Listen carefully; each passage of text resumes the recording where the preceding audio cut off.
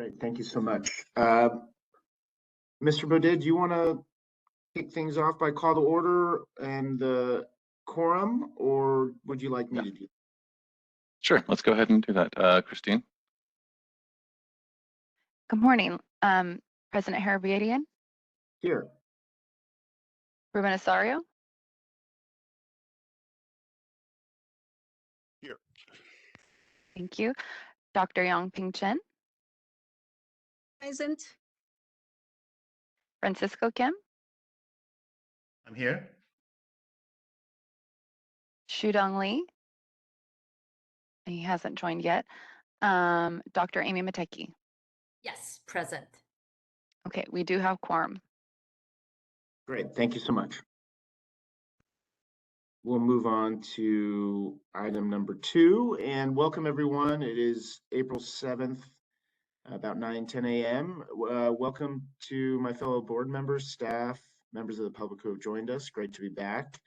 And I do want to give a quick shout out, even though it is a discussion item later, to Vice President Osorio and board member Mateki and our staff for their great efforts on the sunset hearing and getting us through that. I think that was a real team effort, Herculean effort, and congratulations for all the work that was done there. We'll discuss more, but I did want to start off the meeting by just saying congrats to you all for getting that done and doing such a great job. And I look forward to talking about that later in the meeting. So let's move on to item number 3. The minutes. So has everyone had a chance to review the minutes? Any questions, comments, etc.?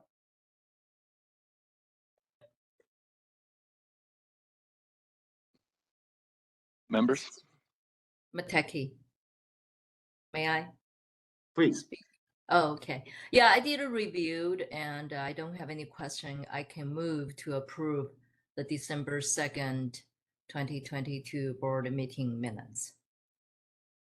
Great. Thank you. Sure. Member Mateki? I second this member Yang-Ping Chen. Great. Thank you, board member. Yeah, board member Kim. Yeah, I have read and then I don't see any problem, and I want to approve. Okay, great. Well, we have a motion and a second. How about we open this up for public comment? All right, this is the moderator, and at the direction of the board, I've opened up the Q&A feature for public comment. Members of the public, if you would like to make a comment on this item, please click the Q&A icon located at the bottom right-hand corner of your WebEx screen, or use the raise hand function. And while we wait for our members of the public, I would like to note that I do have board member Lee on now. Yes, Excellent. thank you. Okay, but hard time to log in. Thank you. No worries, thank you. Hi, board member Lee. Good to see you. Thank you. Thank you very much. All right, this is the moderator. It appears there are no requests for public comment. Would you like me to close that Q&A panel? Please. Any discussion, board members? Otherwise, we can go to the vote.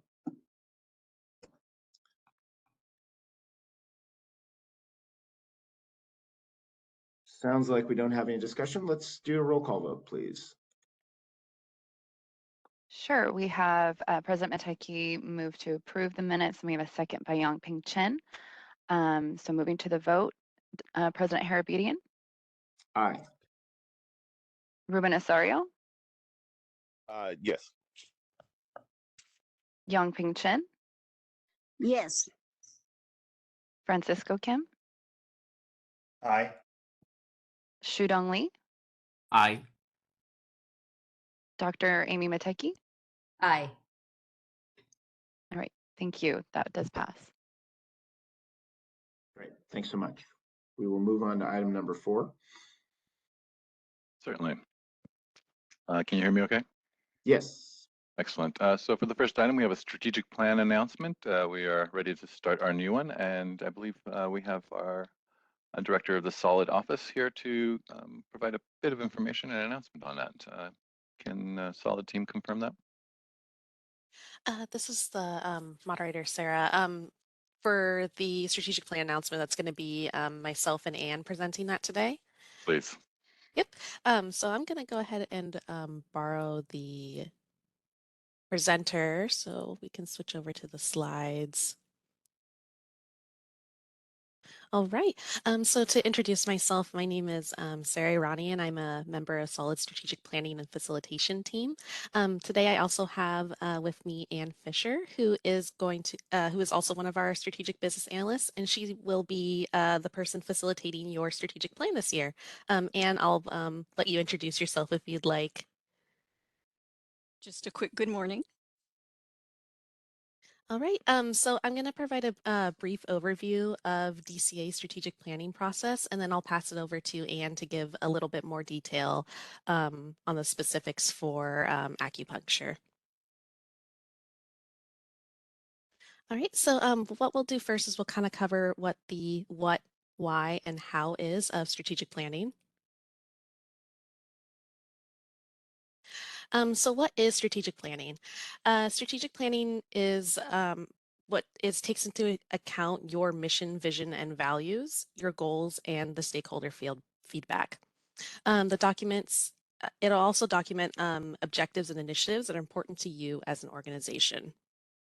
Strategic planning is a process that is through which fundamental decisions and actions are produced that shape and guide what an organization is, what it does, and why it does it. It's going to define your organization's direction and outline a path for you to present for a preferred future. So why are we conducting strategic planning? Strategic planning is critical to making state government programs and operations more efficient and effective. It's also legislatively mandated. In the 1990s, legislation enacted required state agencies to develop strategic plans, measurable performance objectives, and continuous improvement processes. Additionally, creating strategic plans is designed to help your program achieve short-term and long-term objectives. However, for your strategic plan to work, it must contain specific goals and measurable objectives, as well as a plan for achieving them. So how is a strategic plan created? We have a 5-phase strategic planning process, which includes surveying various stakeholder groups, creating a trends report of stakeholder feedback, and then facilitating a workshop where we guide board members and board executives into identifying objectives. So we'll look at the strategic planning roadmap to give you a little bit more detail on how that looks. So here at Solid, we utilize a strategic planning roadmap outlining the 5 primary stages of strategic planning and the broad list of tasks that occur within those stages, as well as the related optional services that we offer. When we layer the estimated timeframes associated with each step of the process, you can see that strategic planning takes a lot of time. So it's very important legislative mandated process that deserves the time and attention necessary to create your own roadmap that will define your direction, your path, and from now and through the next several years. And I'll pause a moment here just to check in if anyone has any questions.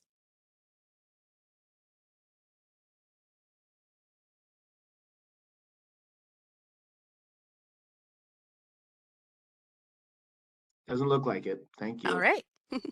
Okay, so we will continue on to diversity, equity, and inclusion. So as you may be aware, the governor issued an executive order to strengthen the state's commitment to the California for All by directing state agencies and departments to take additional actions to equity analysis and considerations into its policies and practices. And this includes the strategic planning process. Here at DCA, we are driven by our consumer protection mission and common goal to support our employees and the people and communities across California. As such, you will find that we have improved our strategic planning processes to reflect our commitment to diversity, equity, and inclusion.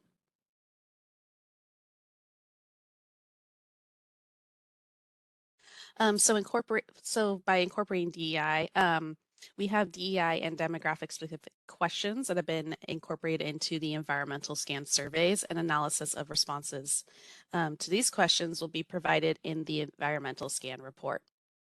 You may consider developing DEI related goals and objectives as part of your strategic plan, and you will be asked to consider DEI impacts of policy decisions when developing your objectives.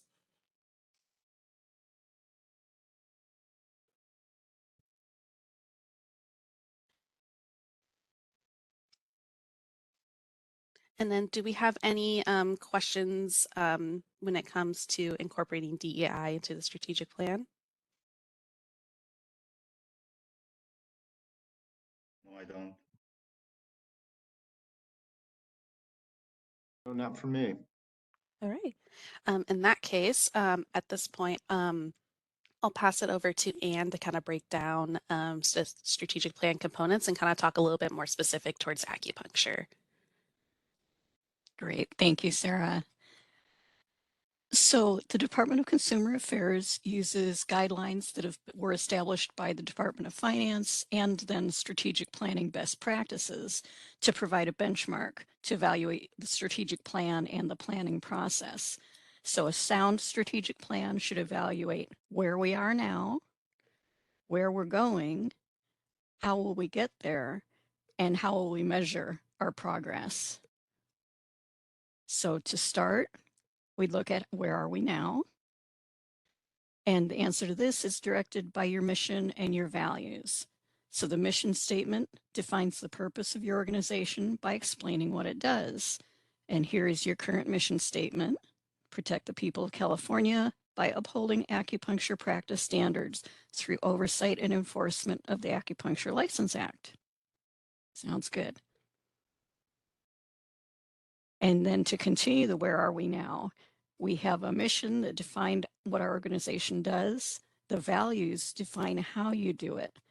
So the set of values is your guiding principles, and those communicate your core priorities, your mission, how your stakeholders are treated, the desired culture, and those things you feel most passionate about. So the executive officer and I have decided that we'll provide you the opportunity to review and make any needed updates to your mission and vision when we do our strategic planning session. And so, yes, you will be able to update your values as well at that point. So what we're going to start doing next in our process is we'll be distributing a survey to everyone. Hopefully that should go out early next week. Staff members may have already gotten theirs. And this survey will be the instrument that we use to seek feedback. So we'll conduct an assessment of the board's strengths and weaknesses and identify opportunities and threats in the future. And this is a standard tool for planning. It's called the SWOT analysis: strength, weakness, opportunity, threat. So our internal stakeholders are our staff, the board members, and any committee members. And then external stakeholders could be consumers, consumer groups, licensees, professional associations, anyone else who is affected by the work of the board or who have an effect on the acupuncture profession. And then our vision is going to be, once we've established where we are, the vision helps us describe where we want to be. So this is sort of a vision statement is tied into the mission statement. And the vision illustrates what a successful future would be like when everything is ideal and you've met all of your goals and objectives. And that's, you know, the exemplary practice of acupuncture. Perfect. So what we'll be concentrating on during our strategic planning session is guided by the stakeholder feedback that we get. So these goals are long-term, they're broad, they give general direction and action. The objectives that we create will be more short-term, as in the length of the strategic plan, a bit more narrow, and they'll give specific direction and action. For example, if there were a goal area for technology, then an objective under that goal might be develop software application functionality to support enforcement and field investigations. So the goal definitions will refine again on the day of the strategic planning session. And then the objectives are going to be created within each goal area. And those will be guided by the trends that we find stakeholders have reported to us in the environmental scan, the surveys. So there may also be issues or initiatives that the board wants to address if there's any legislative changes going on, things like that. I would think that the diversity, equity, and inclusion might be something that we want to fold in as well. And during the strategic planning session, the board and management team will be able to discuss and assess and develop these objectives for the next few years. So after we finish with that, we will move on to an action plan. We've identified where we want to be, so this will be the step of how do we get there. So your management team will meet with Solid, we'll discuss the objectives, we'll take a look at available resources, and outline action steps towards accomplishing the established objectives. We'll identify individual tasks, we'll assign those tasks to a person on staff, and we'll establish some target timeframes. This whole process is called action planning.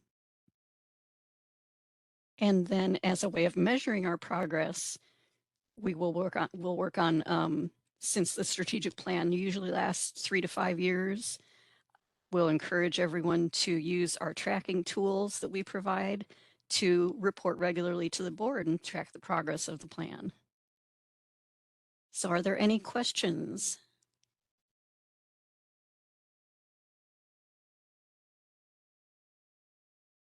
And as a general reminder, we're going to be distributing the survey hopefully next week, and then we'll leave that open for 4 weeks so that we can spread the word, and anyone who's connected with the profession should be encouraged to take the survey.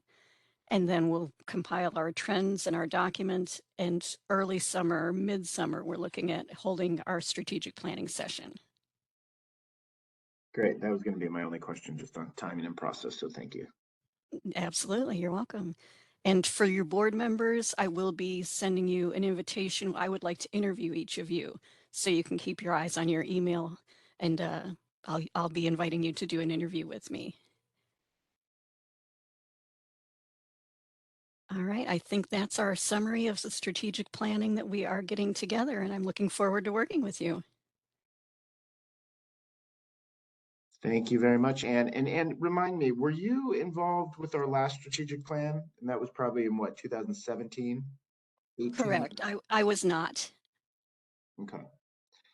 And how do we utilize that? I think I was a very new board member at that point. I think Vice President Osorio and board member Mateki, who was our president at the time, I think were members as well. Are we going to be utilizing that as kind of a roadmap, or kind of referencing back to it, or?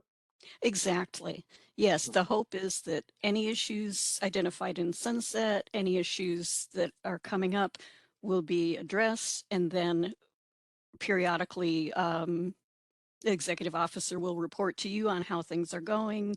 We've got some charts that'll be an easy snapshot of how fully completed we are.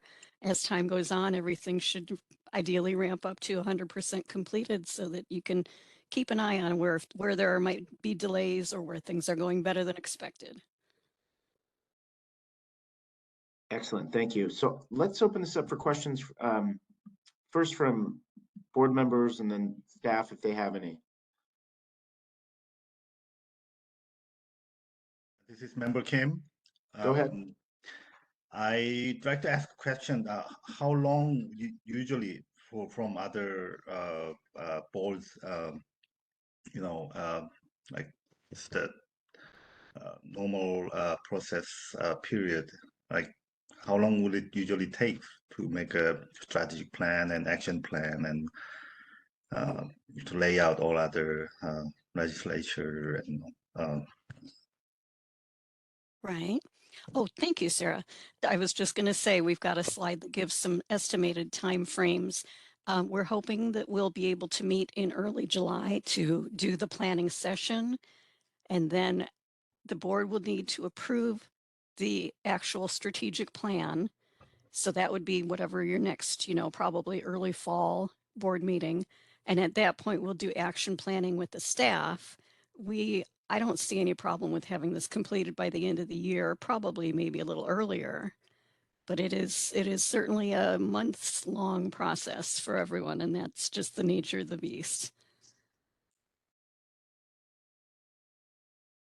Gotcha. Thank you. You're welcome. Good morning. This is Member Mateki. Good morning. Right. So I have a question, President Harabini, and also Mr. Boudia. I try to vaguely remember, did we take a time to do the strategic planning meeting? I don't remember is in the board meeting. I thought we did set the time to work with a solid together back then. So I'm just trying to see with a timeline, how this will work with our schedule. So I just want to see, do we need to set up certain, like 1 day all together to work on this, or how looks like? Thank you. Indeed. Member Mateki, that is right. Back in early 2018, I believe it was March of 2018, the board did meet in person to address the planning session. What you see on the screen share right now is the middle column there, the planning session. And it's a 1-day event.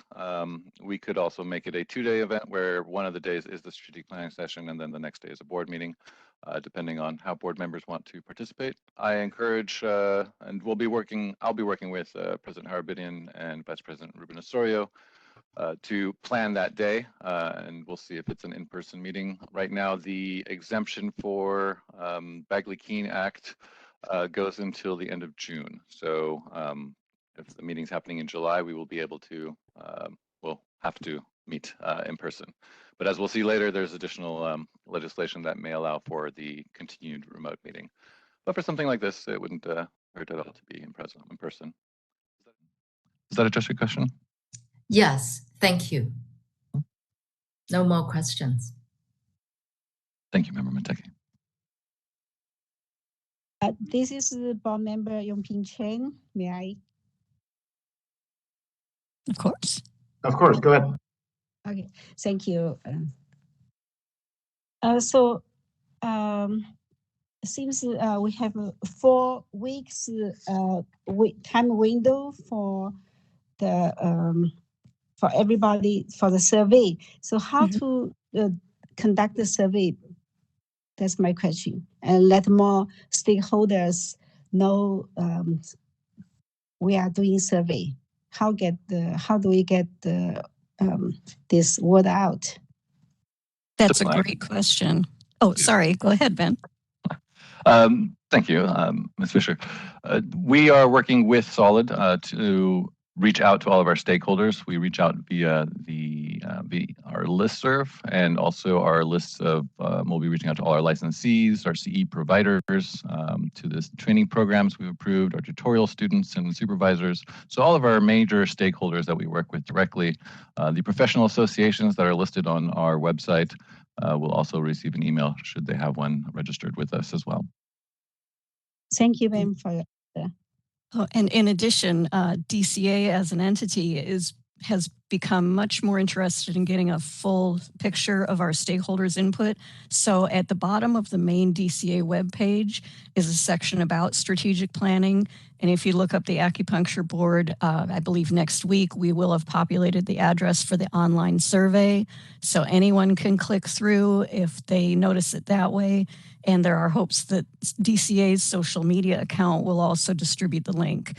And so we're hoping to cast a wide net so that we get some robust feedback to work from. Thank you for the explanation. So what is the, what mean we can use to feedback to the board, like an email or mail? The survey is an online survey. if Mhm. people, I'm going to be interviewing the board members, of course, and at this point, we don't have it's not seen as entirely practical to do a paper-based survey, so we are not going to be mailing out anything paper-based. This is going to all be online. Okay, so for the stakeholder, same, also online survey. Yes. Okay, thank you. You're And welcome. do they, the board member have the same survey question as the stakeholders or different? Have two sets? No, same questions. So we'll Oh. combine all the data. It's just, I think if I have a conversation with you, it'll be a little easier to brainstorm and you can give me a more full explanation of some context issues since you've been on the board for a while. Mm-hmm. But same questions, yes. Okay, so if the stakeholder, apart from the online survey, if they have more comments, they want more detail, they can do as they waiting, right? If they want to write something. You certainly may, yes. And the survey has a comment, an open text comment at the end of every goal area saying, you know, do you have any other comments or what are suggestions? So yes, we try and make it as easy for people to give input as we can. Thank you so much. Just I have not seen the surveys as I have these questions. Thank you. That's You're all welcome.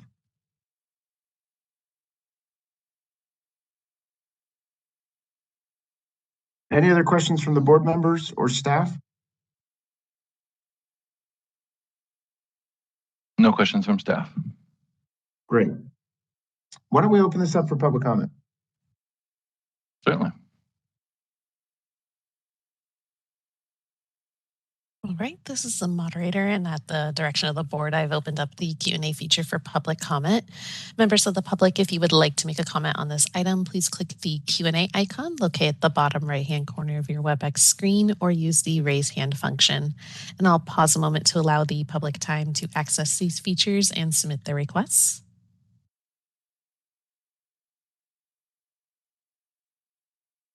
Just like to advise the public that this is for the announcement of the strategic plan. We're not discussing strategic plan items at this time.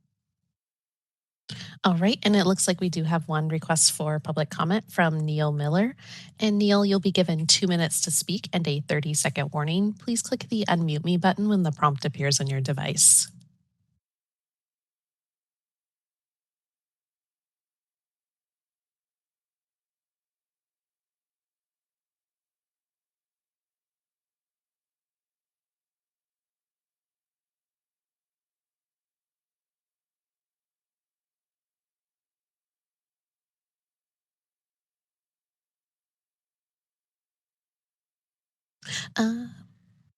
This is the moderator. Neil, I'm gonna click request to unmute. You'll need to click yes where it says unmute me when that prompt appears on your device, and that'll unmute your microphone. All right, it looks like you're unmuted now.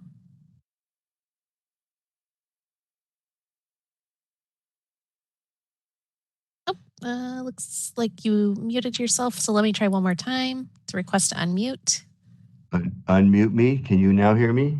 Yes, we can hear you now. Thank you. Good morning, panelists and special guest. I've gone through a lot of strategic plans for decades, and Mr. Harabedian's comments are well received because he's been here through a previous strategic plan, and you could look at strategic plan after strategic plan, and we're still where we wanted to be 25 years ago in many of the aspects. I'd like to make a comment regarding the past, which Mr. Harbedian pointed out, and then we're going to look at the sunset review. And so there's two parts to that. There's the sunset review that the board prepared, which was a 400-something page document that I read, which was a great document, but not all of the issues from that document made it into the committee's report. So I'd like to bridge that gap as part of the strategic plan. And I'm really happy to hear about the diversity, equity, and inclusion. The board itself, for the most part, has only Asian practitioners, and that's nothing to take away from the Asian practitioners, but it's missing a whole segment of the acupuncture population, and most of the population is no longer Asian. So we're missing a great deal of input from the profession to the 30 board. seconds. Not to take away from the board members, because we have some great board members. And I'd like to know if the survey will be done in Chinese or Korean, or if there's a way that those people, that is their native language, that they can access that similar to our exam. I want to make sure that we're being inclusive to all the groups. By the way, I'm with CAL-APMA, California Acupuncture Traditional Medical Association. Thank you for your time to let me speak.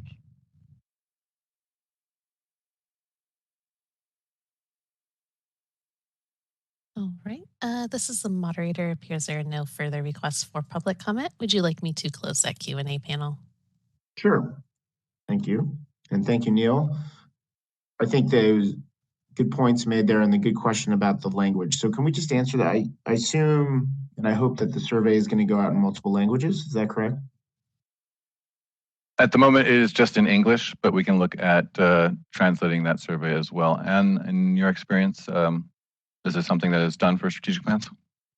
We have not in the past. We do have the ability to use a service like Google Translate. We can't certainly guarantee that that's going to be meaningful and correct. So at this point, we are surveying in English.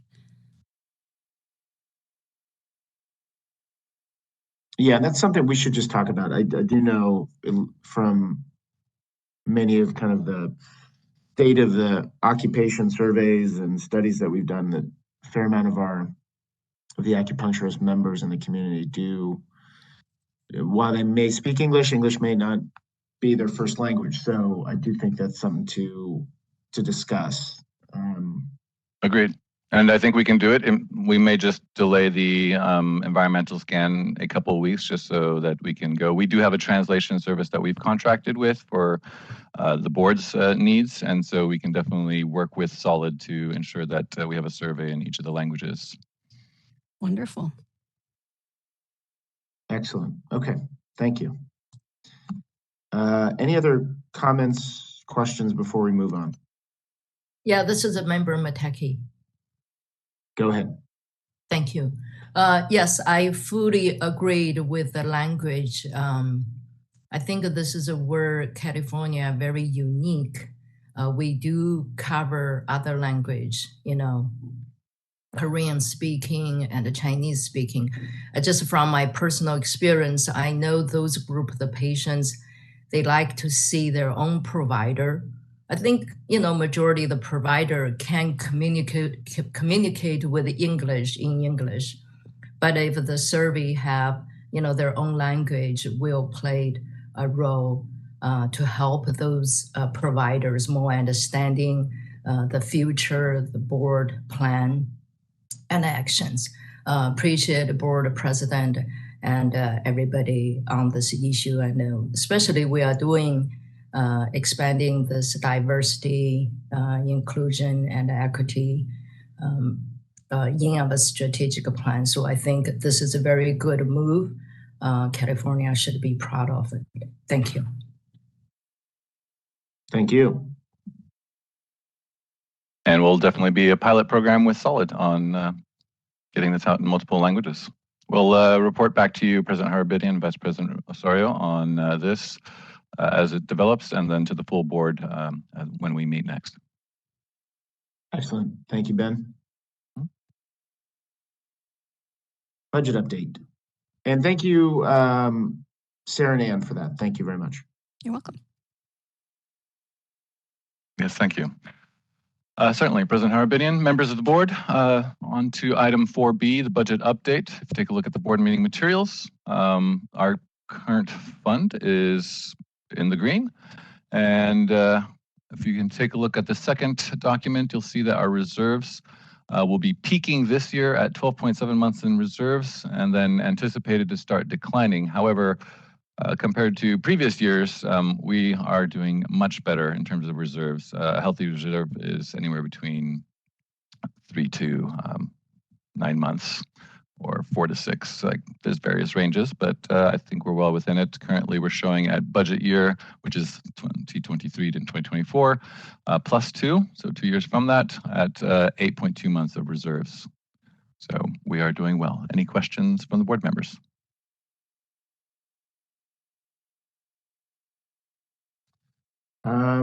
I had a quick question just on the budget, and thank you for that. Certainly. And let me just get to the item. Page 12 of the meeting materials. Yes, thank you. So I just noticed that the budget, I think the way I'm viewing it, if you go out to 25 to 26, it sort of dips back down to the 3.5. It sort of goes up to 4.444 million and then goes down to 3.5. And I was just wondering, is that something that is planned for a reason, or is it just kind of, is this something that we should know why there's kind of there's an uptick in 23, 24, and then it goes back down? And I'm looking at the beginning balance, prior year adjustment, that top line. I see what you're looking at now. Yes. We'll check in with the budget office on that. Ultimately, there's increased costs of business that may be factored in here. And the trend rate for new licensees may be included, as well as that has slowed down.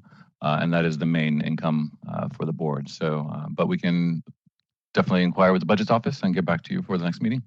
Excellent. No rush. Thanks. Thank you. Excellent observation. Any other questions on the budget? Sorry, go ahead, Ben. Nope, I was just going to ask the same question.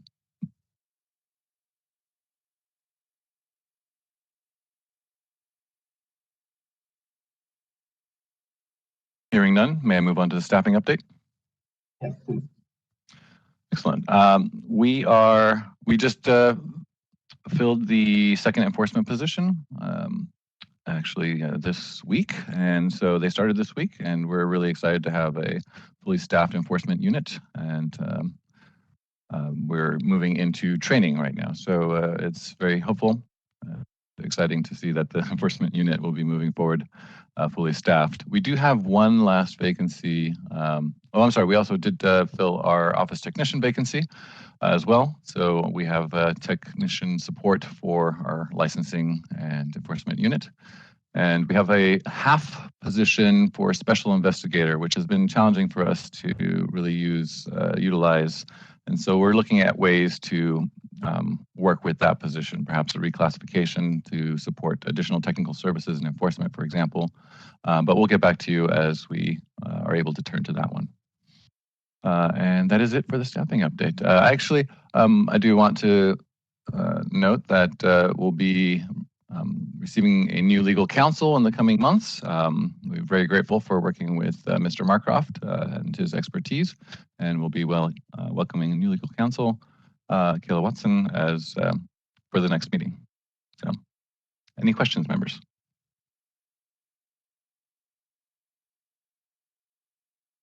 Not from me. Thanks to Ryan for all his help, for sure. So we'll miss him. President Harabedian and EO Badea, thank you for your kind words. It's been a real pleasure working with your board. It's a top-notch operation here at DCA, and very much enjoy working with the staff and with you members. And you're going to be in great hands with Ms. Watson as she starts transitioning in here in the next few weeks. Are you just moving back to more important things within DCA, or what's going on? Yeah, just moving from one matter to another matter. Got it. Great. Well, thanks so much for all your help. My pleasure. Yes, thank you, Mr. Marcroft. Any other members have questions?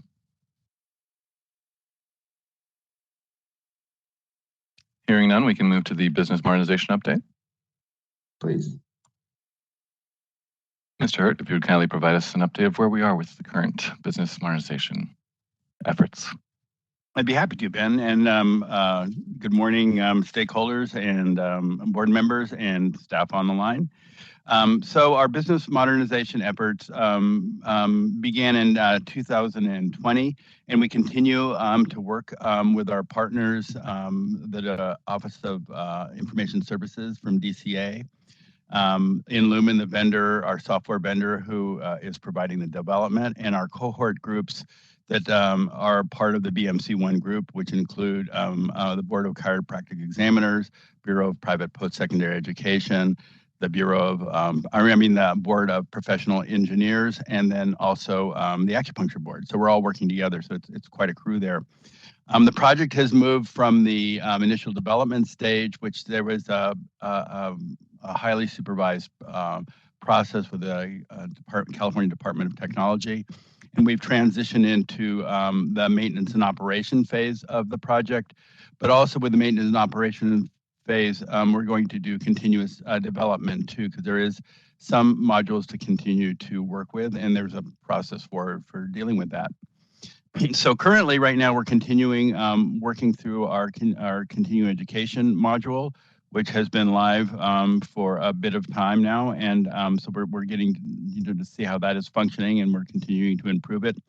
One of the newest things that are going to be coming out there is, and hopefully it'll be launching in the next week or two, will be a search tool for licensees to search for all the available continuing education courses. It's going to be much more useful than the big static list that we had done historically. It'll be very relational, and licensees will be able to use a bunch of criteria to find exactly what they want. So we're excited about that. Also, the CE program in 2021 approved over 20,000 hours of education. And those courses are up for a year. So if it's a distant education course, they're available every day of the year for the whole year. And the live courses, the providers can offer as many as they want. In 2022, there was 24,000 hours of CE approved moving through. So, we're getting a robust use of the system by the providers, and they're helping us actually with their feedback to keep the continuous development going on. The board does plan in the fall of 2023 to be moving on to the next big piece of development, which will be our enforcement module. We're just having continued staff engagement and working with the responses from everybody to keep improving the program. So that concludes my business modernization update. Thank you, Mr. Hurt. Any questions from the board members? We're really excited about the CE searchability function and tailored to our licensees' needs. Yeah, it sounds great. Thank you for that, Jay. Any questions, board members? This is Member Kim. I thank you for your great work.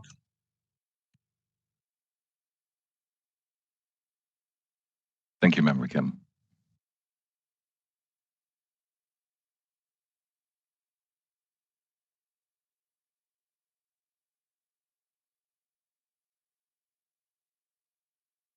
Okay, I think we can move on to licensing report. Certainly. Mr. Hurt. Welcome back. So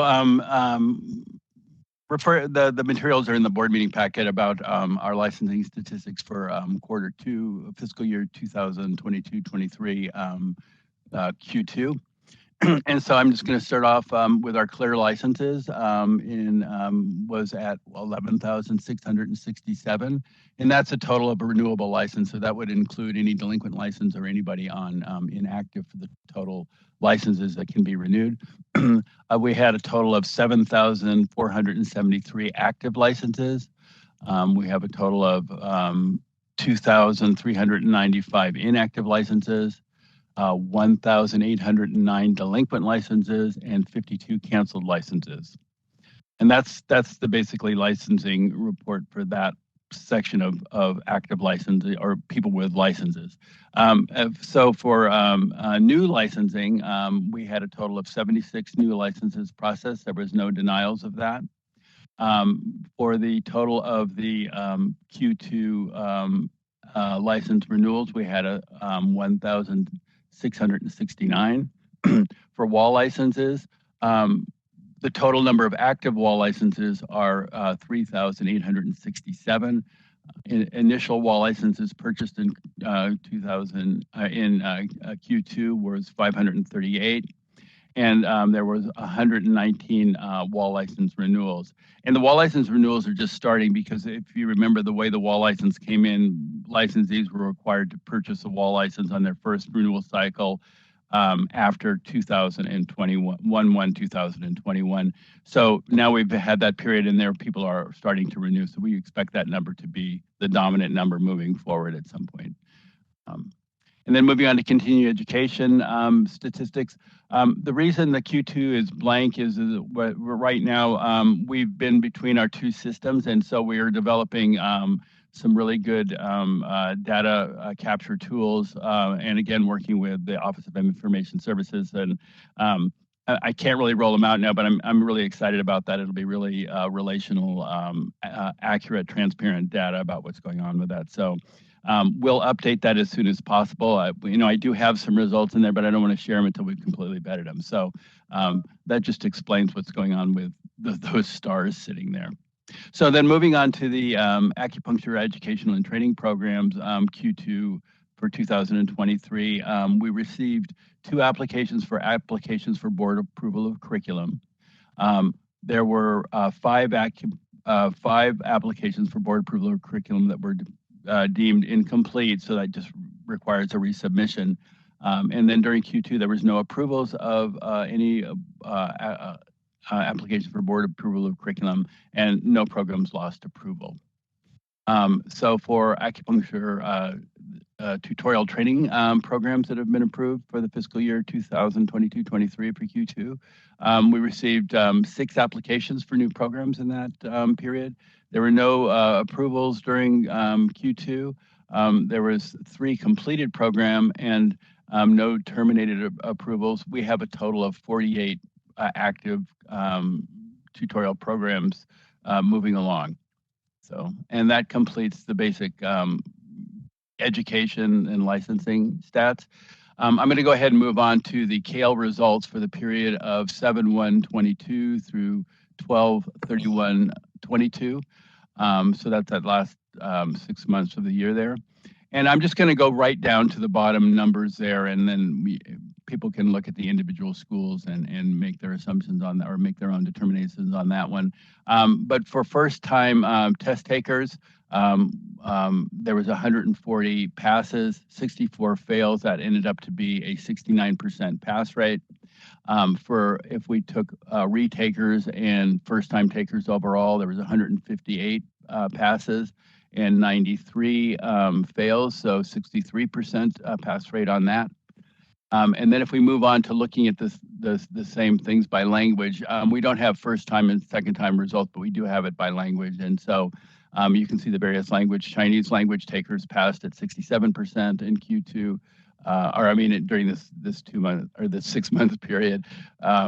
English takers passed at 60% and Korean passed at 70%, and that gave a total pass rate for by language at 63%. And just an overall feedback from our partners, the Office of Professional Exam Services. They're really happy with the way that the test is performing at around between 65 and 70% for test takers. The other one announcement too around the CALE is because of some change in processes, we're able to offer retakers a quicker period to retake the test. So formerly they had to wait 180 days once they failed a test to retake, and now we've been able to move that down to 120 days. And that concludes my licensing report. Thank you, Mr. Hurt. Any questions from the board members? Yes, this is a board member Mateki. Please. Okay, thank you. I just thought maybe in the examination, the last slides there, result statistics by language, if that's just a typo, the time, the date line is the early the year. When we did the result, there's a July to December 2022, but in the language here is January 1st, 2022. If that's correct date, I just notice that. Member Mateki, yes, that is a typo, and good catch on that one. And we will update those materials. The data was from the 7/1/2022 and 12/31/22. So good Thank job you, on Mr. Hurt. Thank you. information. I've enjoyed the clarification. Thank you. Thank you. No more question. Thank you. This is Member Kim. I'd like to have a question, ask a question to Jay Hurd. Please go ahead. Yeah. Is there any number in terms of a 1 year period of exam applications or the any renewal numbers since last 3 years? Any new trends, or is it coming back on since the COVID period? So, Mr. Kim, thank you for asking that question, because it's something that's been on our mind too as well. So for our next board meeting, we can prepare a trend line on that. The numbers are available, and I think it would be the best way to present it is just if they're black and white there and prepared, and then you guys can all see the trends. Overall, there has been some dropping in licensing, but it's really kind of mixed up what's going on right now. So it'd really be good to present those numbers for the board members to be able to track it. So we'll put that on for preparing something like that for our next reporting. Thank you.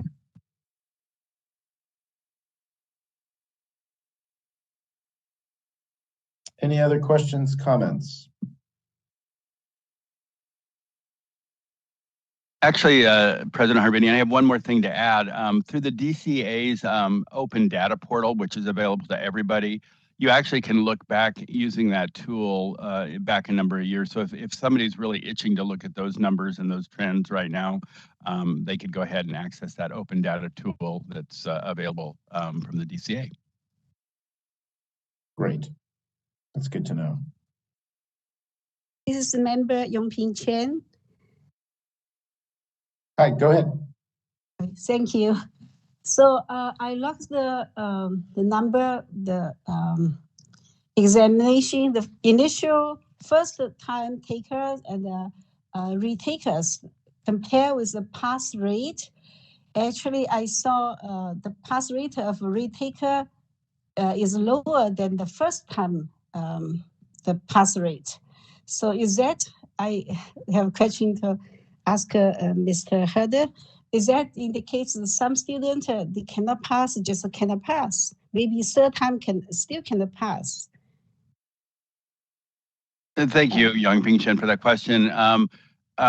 If you look back through our statistics, the retakers have had a lower percentage for first-time takers historically. So that's a very common finding.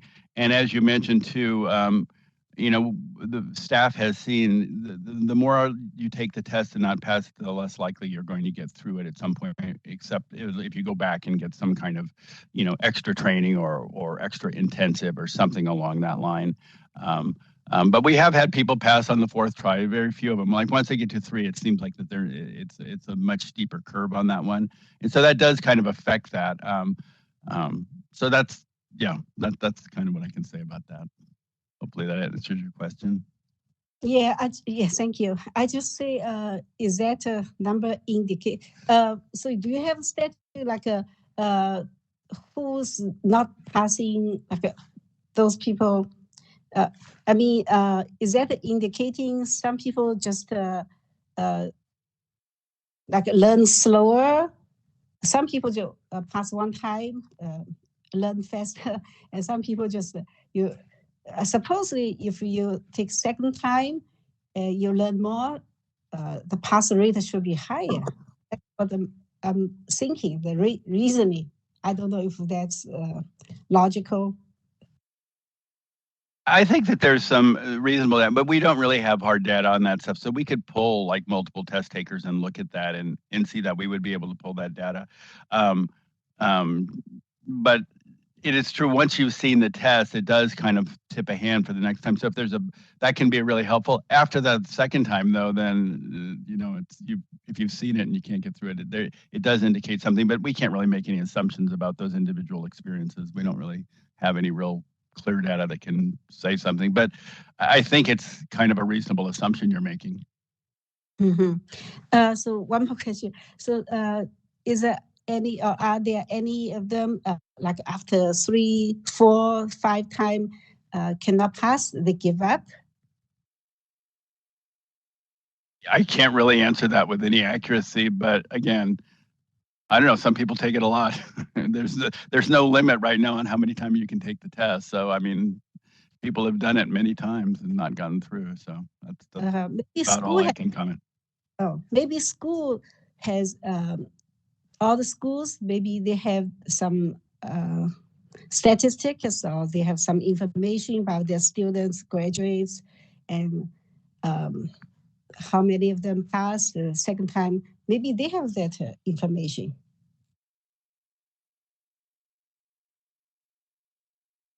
Well, we do have CAS rates going back forever. So, I mean, it's showing in by individual, not forever, but for quite, the most recent periods of time. So we're breaking it out by school there if you're looking at that stuff. So you can, track that piece. But we can discuss this further if the board would really like us to do some kind of a dive on that. That could maybe be something we could look at the strategic plan as deciding if we want to take a dive on that. Okay, thank you. Indeed, and to add to this conversation, the overall test takers, the retakers, obviously these columns are addressing more than once. It's not just second-time test takers. It's third, fourth, fifth, and sixth. So we could take a look at, as Jay mentioned, additional statistics for examination, should the board choose a deeper dive. It may be, if Dr. Chen, if you're saying to turn to the schools for them to provide to the board, we do have this information, at least on a general level, to look at, unless a stakeholder wants to go directly to the school for their own personal edification on that data. Mm-hmm. Okay, thank you. This is Member Kim. I have a quick question regarding the issue that raised by, the question raised by Dr. Chen.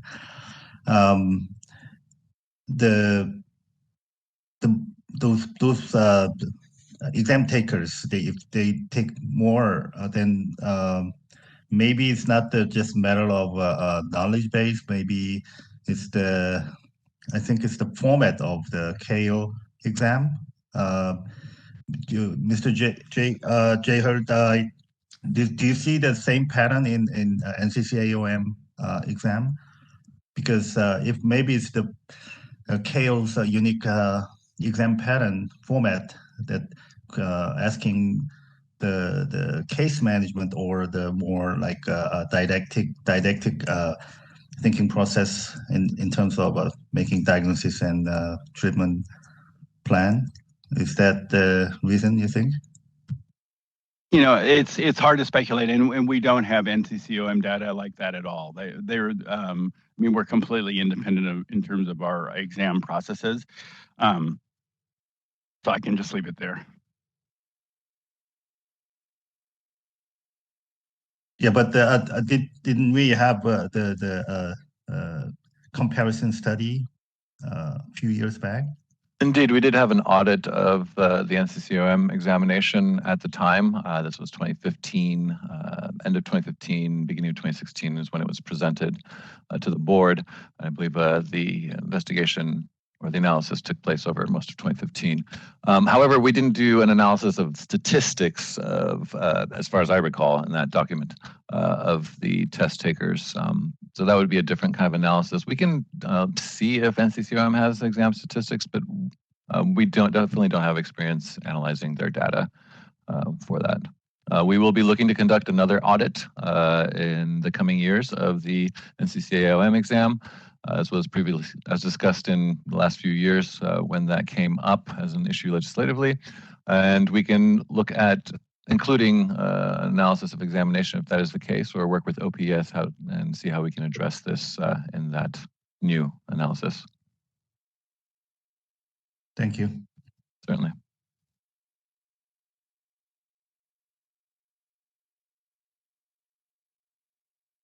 Anything else, guys? Great. Well, let's go off on to enforcement. Certainly. Board members and members of the public, on page 16 of the materials is the enforcement statistics for Q2 of fiscal year 2022-2023, which takes place from October through December. Brief review of the statistics. We had 9 cases for unprofessional conduct or complaints and convictions come in. 2 for patient abandonment, 5 for patient harm, 1 for false advertisement, 1 for use of the title doctor. Nothing in unlicensed or unregistered. 2 criminal charges on licensees came in. Usually this is through the National Practitioner Data Bank. Sexual misconduct at 2 complaints, 1 fraud complaint received, 1 non-jurisdictional, 5 incompetence or negligence, 1 for unsafe or unsanitary conditions, which provides us a total of 21 complaints that came in those 3 months. Additionally, breakdown of the investigation. In terms of totals, there were 21 initiated, 279 are in the process, and 2 investigations were closed. For our performance measures, this is page 17, performance measure 1, as you can see, we're down for total complaints received. This has been a general trend during the pandemic. We, from a superficial look at this, assume it's just from less practice happening. We are curious to see these numbers changing as more offices open up. But total complaints received was 19. Total convictions and arrests received 2, for a total of 21. Intake cycle time for the last quarter was at 3 days. Investigation cycle time for the 2 investigations closed, we're at 233 days. And looking at the chart below that, it reflects the number of investigations, cases closed in the respective quarters. And you'll see the 2 identified, 1 in 90 days, 1 between 1 to 2 years, yielding the average of 233. Average time frame, total time to process citations closed, 0. No citations were closed in the last quarter.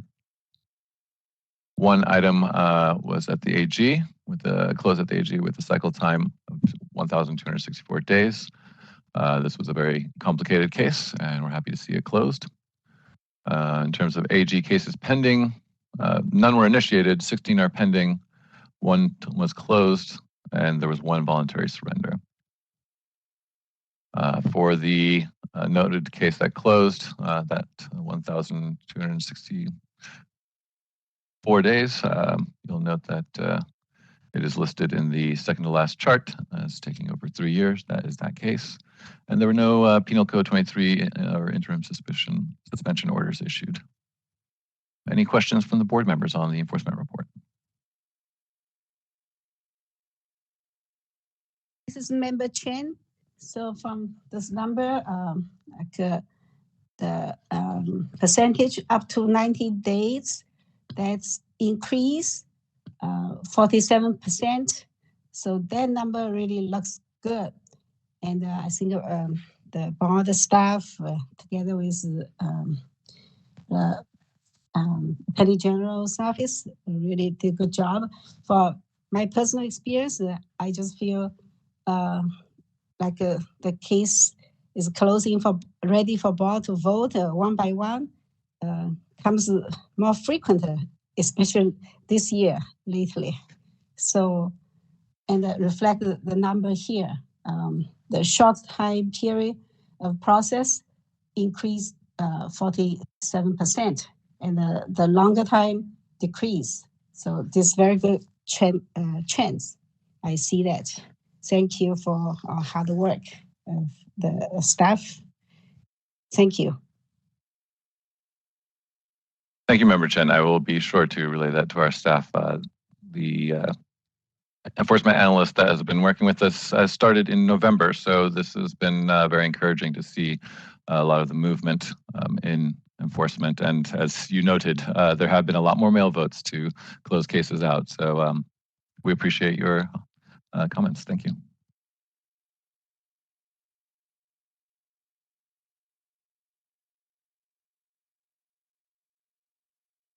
Any other questions or comments from the board members?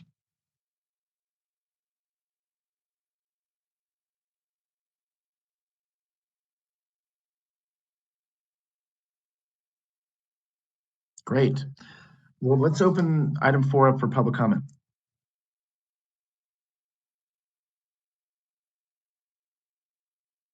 This is the moderator, and at the direction of the board, I have opened up the Q&A feature for public comment.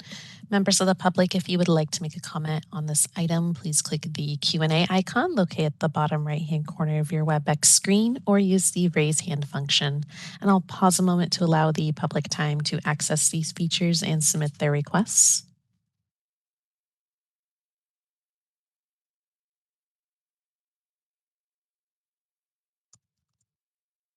Right, it looks like we do have a request for comment.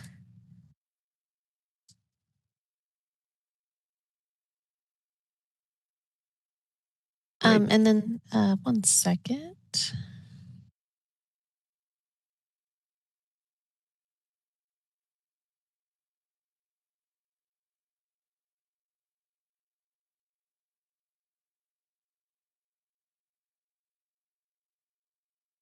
All right.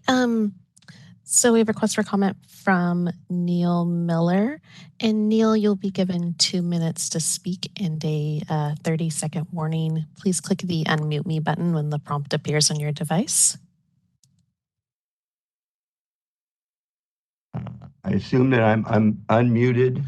Yes, you are unmuted. Mr. Chair, 2 minutes is going to be a little tough. There's a lot of material that was covered. I'll do my best. I can, if you get to 2 minutes and you need a little bit more time, just let me know. Thank you.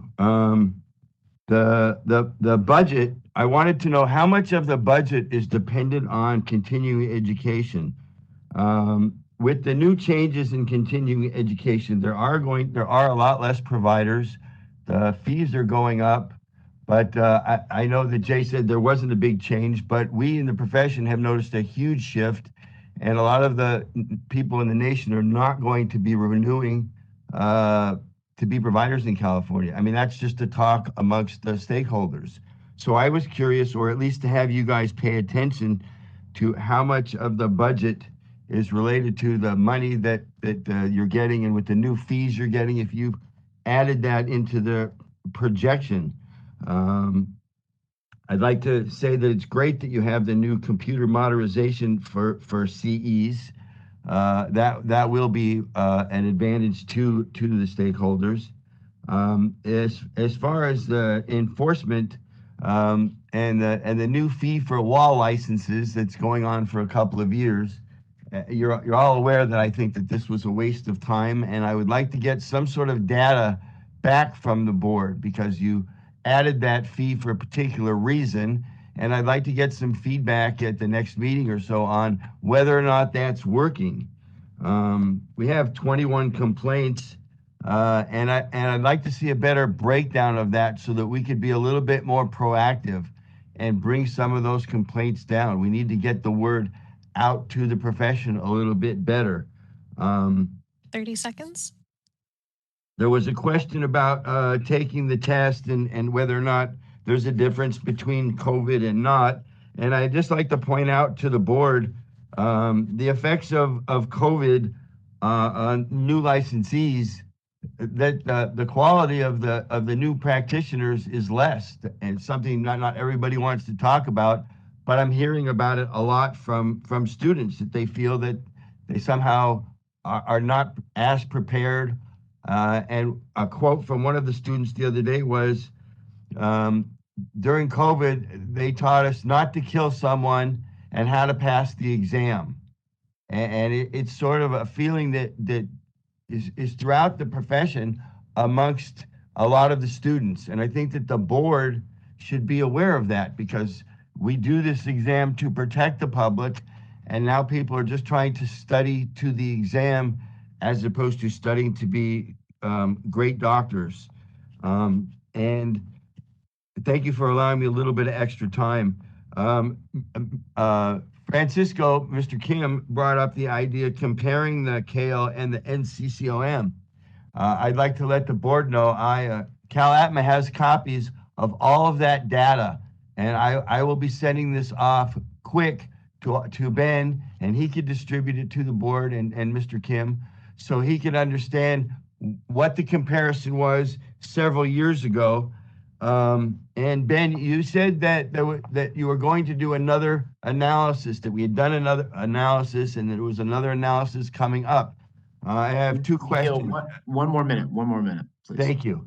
I wanted to know if they're going to compare the occupational analysis that's being done by NCCOM and our occupational analysis, because that's the only thing that's really different than what was done before. So this analysis was done previous, and Ben, you alluded that we were going to look at this, and so I wanted to know who's going to pay for this.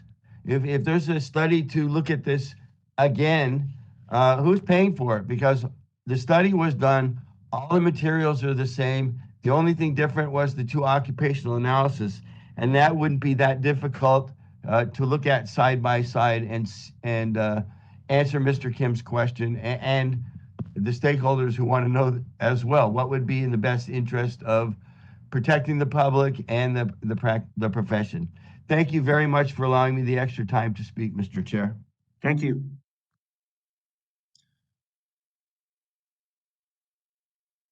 Do we have any more public comments? This is the moderator. Appears there are no further requests for public comment. Would you like me to close that Q&A panel? Sure, thank you. And Mr. Bodea, maybe you and I can huddle. I don't know if you want to answer any of that. I'm not putting anyone on the spot right now. To the extent that any of those questions you have quick answers to, or we can just circle back with with Neil at a later time. It's really up to you. Yeah, a brief response. I'm not quite sure. I wasn't part of contracting for the initial analysis, but in discussions with NCCOM, both organizations agreed that, or the directors of both organizations agreed that it's prudent to wait for the occupational analysis to complete. And so the upcoming analysis is going to be reviewing the newest job task analysis, is how NCCOM refers to theirs, I believe, and comparing the results of those analyses. So we'll have more information forthcoming as we approach that NCCOM completion of their job task analysis and contract for that review.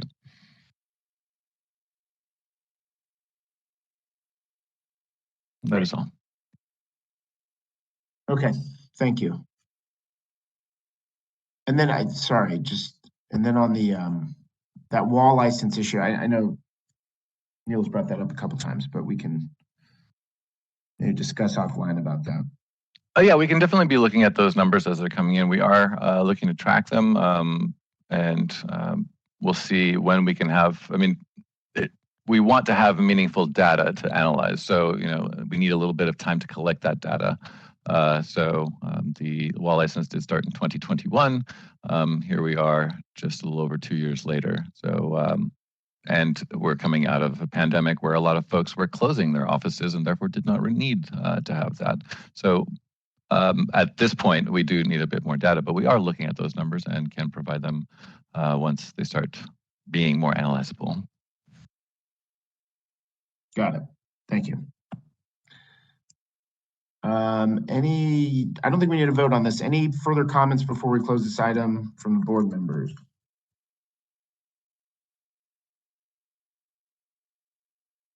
Hearing none, we can move on to item number 5, please. Certainly, Ms. Brothers, if you could please move forward. Actually, just a quick note. For this legislative report, we'd like to offer an approach that may have been a little different, wherein we will discuss and review any bills here in the meeting. Now, the members and the public have had access to our analyses, but we'll review and discuss any bills that the staff is recommending a position on, and then after that, open it up if board members would like to discuss any of the bills that we are just recommending a watch position on And we'll also suggest that we can take a vote on all the items that have a watch position at the same time to reduce time if there's no further discussion needed on that. Would you be amenable to that, Mr. President? Yes, absolutely. So I think that sounds good. And please just let's proceed under that basis. Certainly. Madam Brothers, please. Thank you. So yes, for the legislative report, we have a total of 11 bills. But as Ben pointed out, I'm just going to jump to 2 of the bills. We have a support recommendation. And there is one bill that I want to bring up that we don't have a position recommendation. That is our sunset review bill, and that's AB 1264. And so I just wanted to put that on your radar. That is on page, go to it. That's on bottom of page 4. And so at this point, there is only just technical changes to some of the sections of our law. And we're hoping that there will be an extension of our sunset date at a later date in the legislative year, and that we can bring that back to the board. And at that point, we can make a recommendation and you can take a vote and a position on it. So just keep a lookout for that. And so then I'm going to move on to AB 1751. That is on page 6 of the legislative report. I don't have the whole packet up, so I don't know what page that is on the materials. Page 24. Page 24. Okay. Thank you, Ben. So this is on opioid prescriptions, information, non-pharmacological treatments for pain, and it was introduced by Gibson. The bill is now assigned to the Assembly Committees on Health and Business and Professions. This bill actually may sound familiar, and I'll get into that later. It is very similar to a previous bill brought to the board. And so let me get into the summary of the bill. AB 1751 would extend that requirement upon prescribers to discuss the dangers and risks associated with the use of opioids to apply to any patient, not only a minor, under certain circumstances. In addition to discussion of dangers and risks, AB 1751 would also require the prescriber to discuss the availability of non-pharmacological treatments for pain. This bill would also remove the exception to the requirement for the prescriber in the case of a patient who is being treated for a chronic intractable pain diagnosis. Instead, would make an exception in the case of a patient who is currently receiving hospice care. Additionally, AB 1751 would require the prescriber, after discussing the information, to offer as deemed appropriate by the prescriber a referral for a provider of non-pharmacological treatments for pain, and to obtain consent from the patient, a minor patient's parent or guardian, or another authorized adult as specified. The bill defines non-pharmacological treatments for pain to include, but not be limited to, acupuncture, chiropractic care, physical therapy, occupational therapy, and licensed mental health provider services. Finally, this bill would make legislative findings and declarations relating to addiction associated with over-reliance on prescription medication for pain management, and providing that non-pharmacological treatments for pain should be considered during the next update to the state's Essential Health Benefits Benchmark Plan. So getting into the board impact, it's almost identical to AB 888, which was introduced by Assemblymember Evan Lowe in the 2019-2020 legislative session, so it may, again, sound familiar. The bill is in response to the legislature's declaration that an opioid crisis exists within California. Urgent discussion has been prompted regarding the risks of addiction associated with over-reliance on prescription medication for pain management. Research indicates that for many patients, non-pharmacological therapies can be equally or more effective for treating pain without the risks of addiction or overdose associated with pharmaceutical painkillers. This bill increases the awareness and access to non-pharmacological treatments such as acupuncture. This bill would spread awareness to consumers of acupuncture's availability and benefits. It would also expand medical doctors' referrals and acupuncture's relevancy in the medical industry.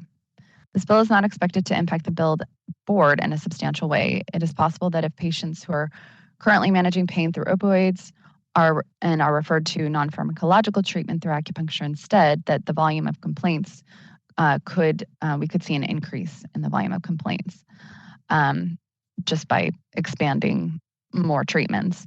However, the increase would be difficult to quantify as the increase in demand for acupuncture treatments within California is also difficult to quantify based on this legislation. Getting into the fiscal impact, it is projected that a possible increase in the volume of complaints could occur as a result of an increase in the public accessing more acupuncture treatments stemming from this legislation. However, whatever workload increase the board may see, it will likely be absorbable within the board's existing staffing and budget resources. So at this point, staff is recommending a support. There is recommended motion language, and I apologize, in the brackets, it still says watch, but it's a support. But again, the board is open to taking any position, and I can go over real quick the different positions that can be taken. There's no position, watch, oppose, support, oppose unless amended, and support if amended. So I'll go ahead and turn it back over to the board if there's any questions or if somebody wants to make a motion. This is board member Yongping Chen. I'd like to make a motion. Please, I'm sorry. go. Sorry, Dr. Chen, one minute. Dr. Mateki, please, did you have a question or a comment? Yes, I thought maybe we should discuss first, or should we just let Dr. Chen to move? Because I remembered this bill, and I just like to, say a few words.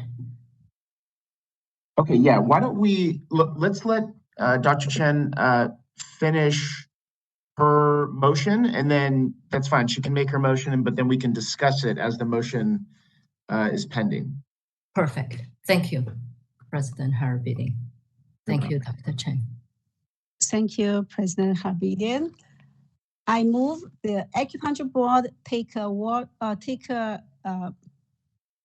watch position on AB 1751. Gibson. Point of order, Dr. Chen. I believe you were wanting to watch or support. I thought you wanted to support it. Yeah, I take a support position on AB 1751 Gibson as introduced on February 17, 2023 for the reasons discussed by members and the staff and as reflected in the staff memo. Great. Let's see if there's a second, and then let's move to conversation and questions regardless. So do we have a second for that motion?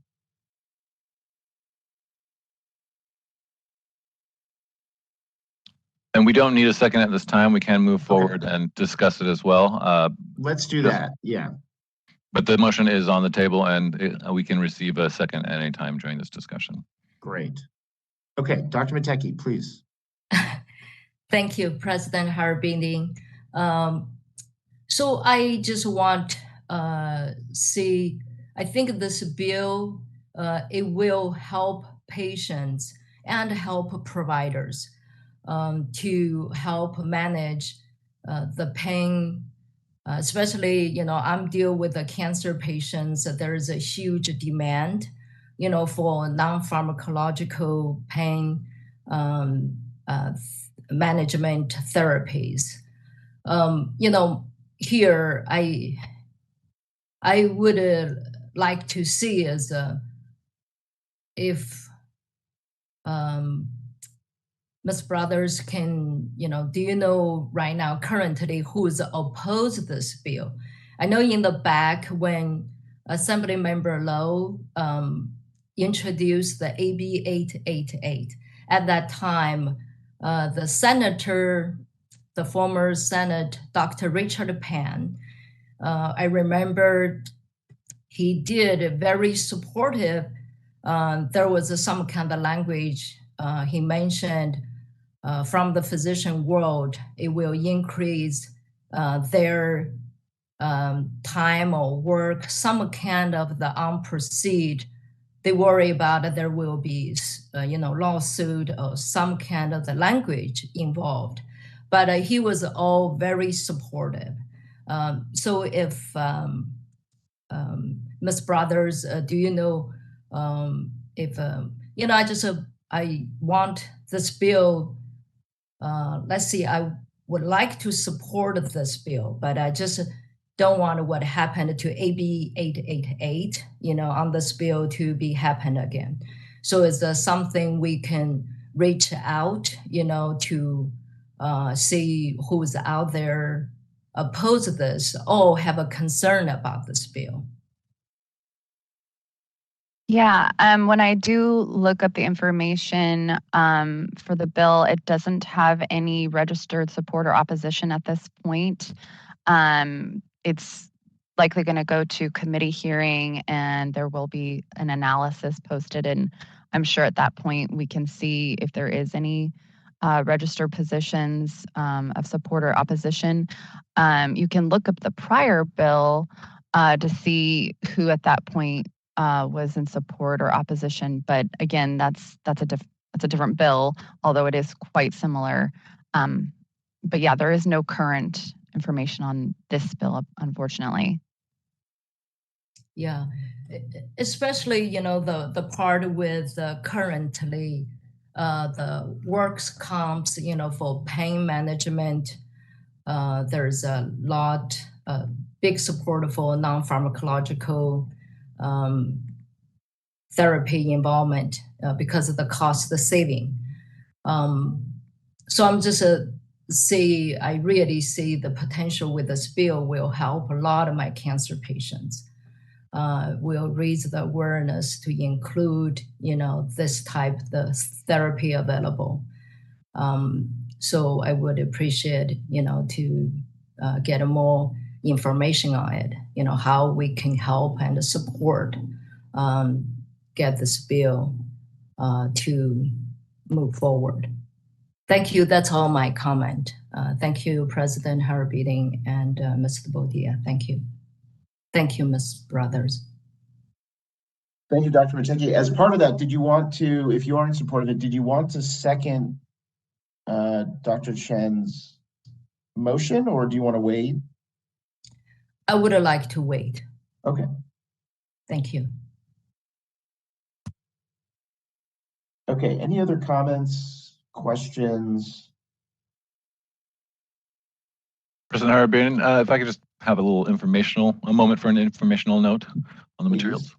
For the members of the public and the board, if you note on the materials, we've hyperlinked the bills themselves. So when you click on the bill, it'll take you to the California Legislative Information website directly, and you can take a look at the history, the bill analysis, versions, and positions taken. So of course, we will be bringing you any changes, any additional support as Member Mateki requested on this bill when we next meet. But for the members of the public, or until that time for the members of the board, you're welcome to look at this information as well. That's accessible. Thank you.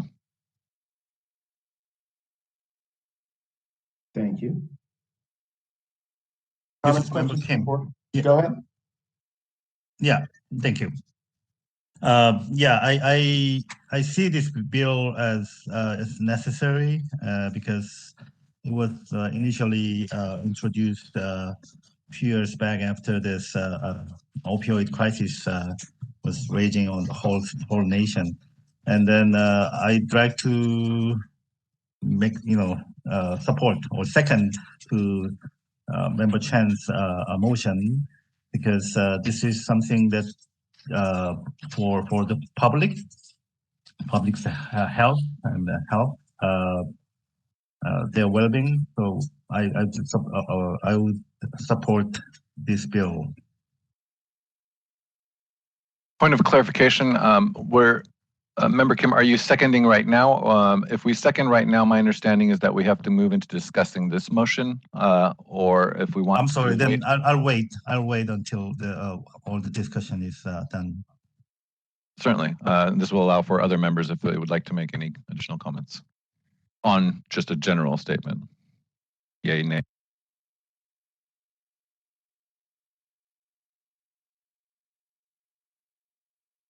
This is Member Chen. I just want to give a little bit detail why I support this bill, because from my practice, from what I see in this profession, more and more MDs, they are actually referral patient to pain patient to acupuncturist to non-pharmaceutical profession treatment practical.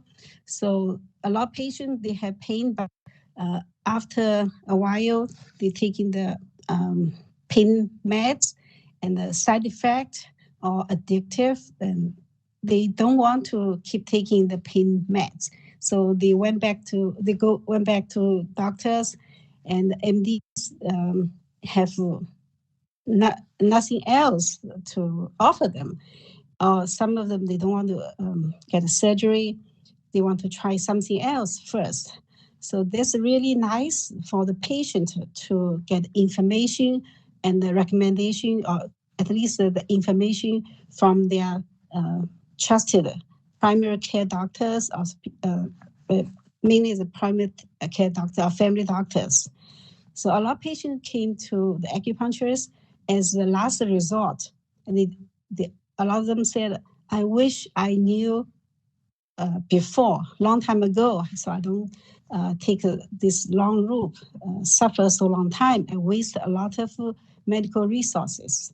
So like a VA patient, since 2016, VA started refer patient to acupuncturists.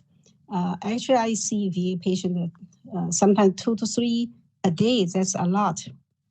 And those VA patients really, they went to war. They have suffering from pain, PTSD, and that affect emotion, affect their life, quality of life, their job, and they really wish they knew before about acupuncture. So I saw from MD side, more and more MD refer patient to acupuncturist. So this already is happening, and I saw the trends. And if by law, then the MDs have more information, more aware of the exist or possible help from acupuncture, chiropractor, other non-pharmaceutical therapy. So that's my thoughts. Thank you.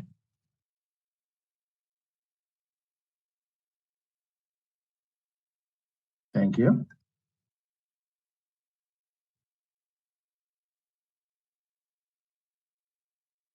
Hi, this is Member Kim again. I just want to add, I don't know how many states who has the highest opioid crisis cases, but obviously California has the highest number of licensed acupuncturists. And if this bill passes, maybe we can prove the acupuncture can manage the pain cases without the opioid involvement. Maybe it'll affect other states' policy or their legislature process. I think that's another aspect in terms of this bill. Has the meaning.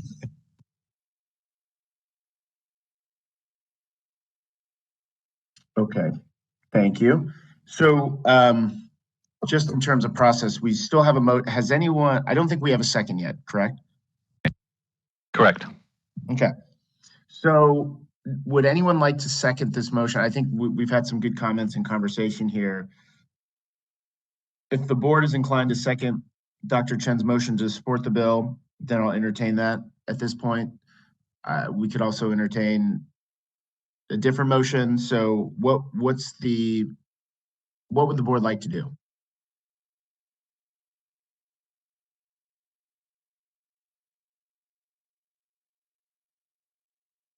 This is Member Kim. I would like to second to Member Chan's motion. Okay, so we have a second.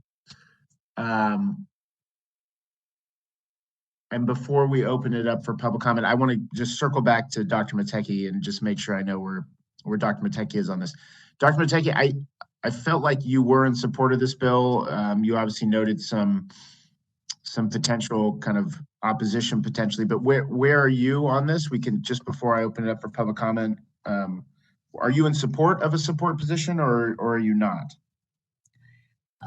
I am supporting this bill. I just thought, as Mr. Boudia did mention, we can look at the bill, the language, the detail with the language. I see there's some there are some changes on the language there too. But I'd like to, hear more on this. If all the board member is, I just, do we want to hear what the public, saying? I will support this bill if, I'm still educating myself on this. I just, try to see what, other information out there for the concern about this bill. Because I remembered with the AB 888, at the time, I even joined, to attend at the Capitol to support that bill. So, I don't want this one happen again. So I just like to, see what's the information, at this point, I will support this bill. Let's say this way. But I wanted to see it succeeded and with the support, from all the professionals. Mm-hmm. Got it. Okay. That's Thank you helpful. for asking. That makes sense. Thank you. Let's open it up for public comment.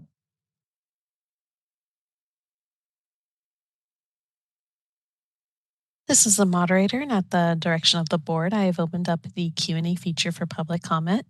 Members of the public, if you would like to make a comment on this item, please click the Q&A icon located at the bottom right-hand corner of your WebEx screen or use the raise hand function. It looks like we have a request for comment from Neil Miller. And Neil, you'll be given 2 minutes to speak and a 30-second warning. Please click the unmute me button when the prompt appears on your device. Neil Miller from Cal Atma. We are 100% behind this bill. It would be I can't imagine why the board hasn't approved this already, and why there was even so much discussion, since it's almost the same bill and all of the same members are on this bill, supported the AB 888. This is a great bill for the profession, and not only for the profession, but for the consumer. And I do support the bill. We support the bill, and we hope that the board members will also support the bill. There was no comment on AB 1264, so I assume we'll have a chance to do that at another time. So I'll hold my comments on 1751 at this time. Thank you very much.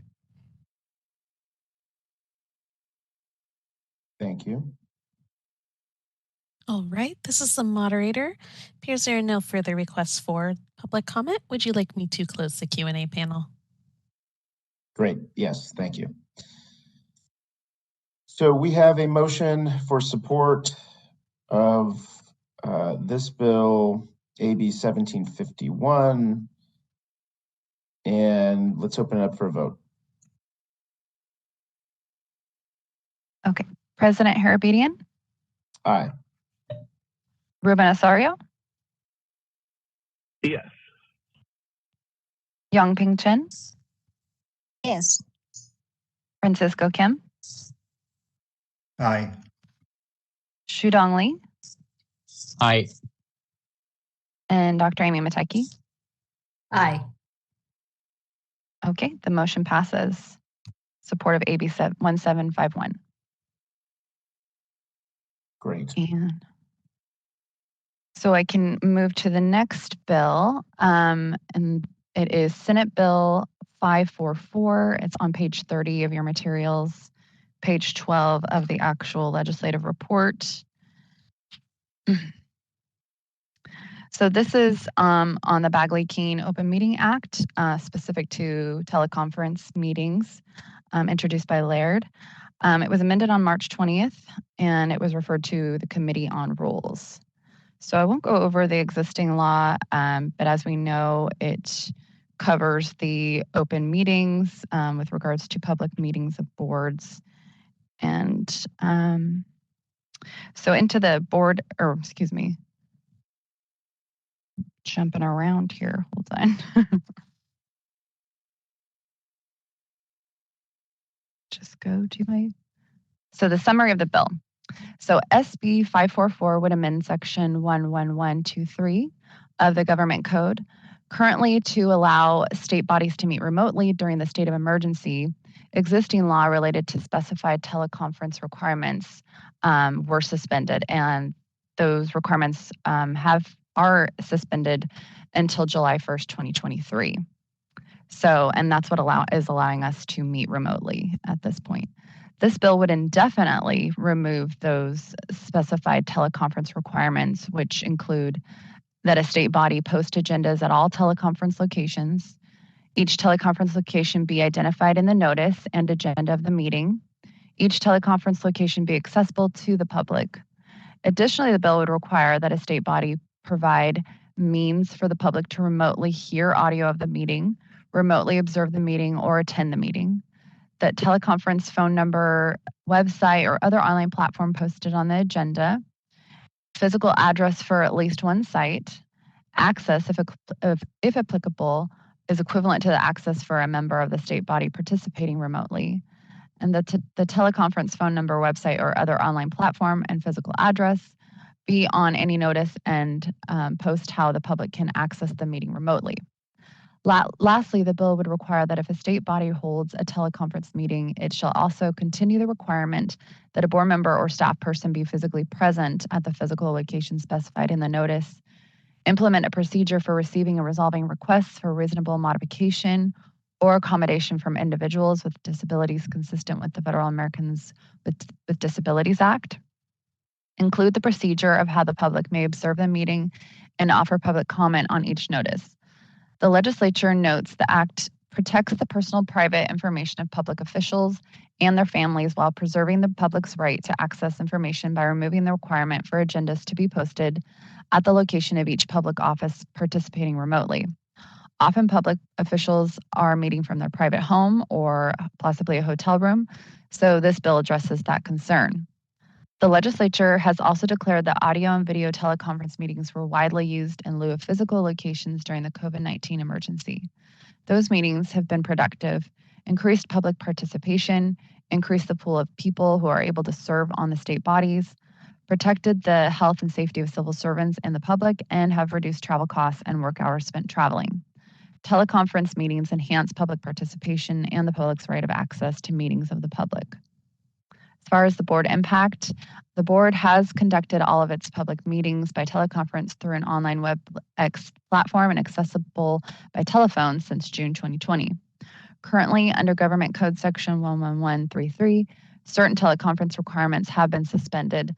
The provisions of SB 544 are essentially allowing the board to conduct meetings how we have been since 2020.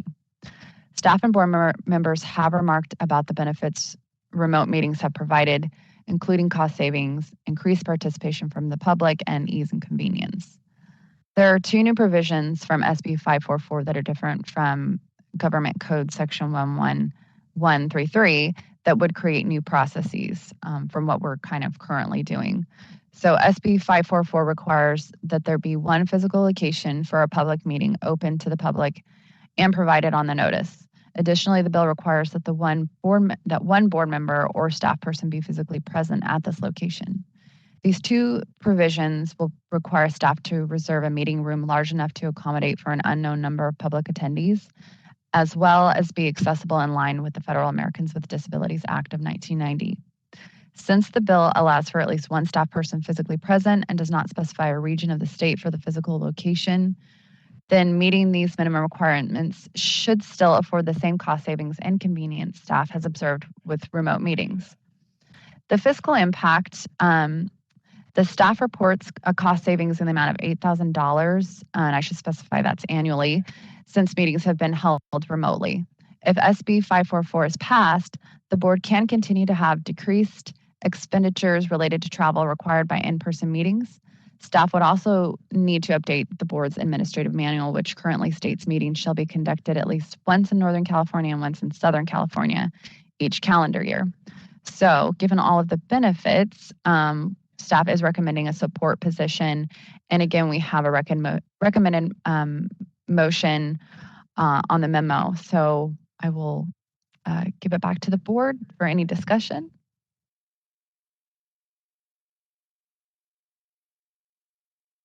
Board members, I mean, I'm not sure how quickly we can move to support this, but if anyone wants to make a comment, happy to hear it, or a question. And just to provide a bit of clarity, Christine did note that the location requirements are changing, but we would have to have one physical location present. And just to be clear, that location would most likely be in Sacramento, unless there's, we do have the option of taking it where we're at. It's just for cost savings. The Sacramento would be the first option, and we'd have access to more facilities here. But the board would still be able to move the meeting around or hold it all in person should it choose to.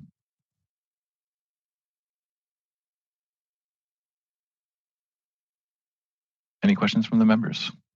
Has it been working for you all in the last few years to be able to meet remotely? Are there anything you feel you're missing out on or that isn't being addressed, the board isn't able to address by having remote meeting options?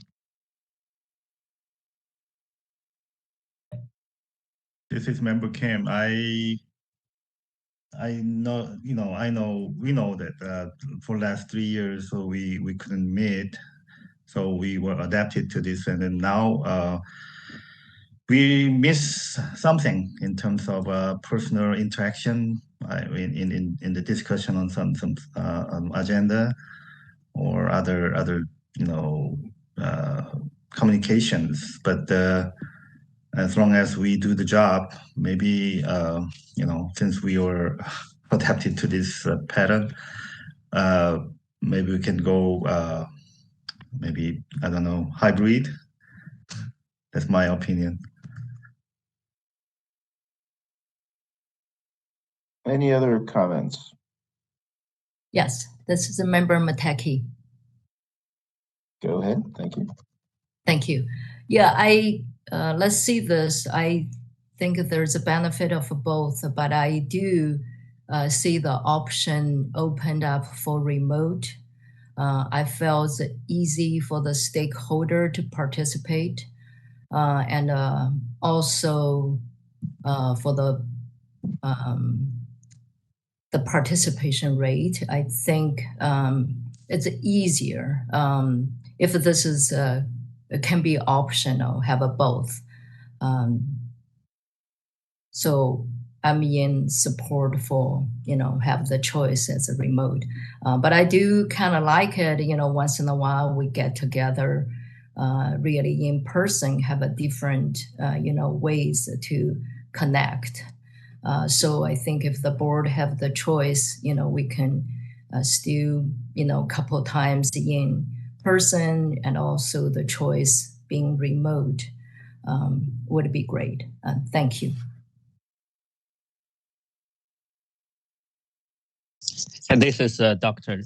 Shudong Li, and I think the remotely functions working very well. And I agree with Dr. Mateki mentioned that is an in-person meeting will be bring other communication somehow much more efficiently and more close. You have a benefit from the in-person too.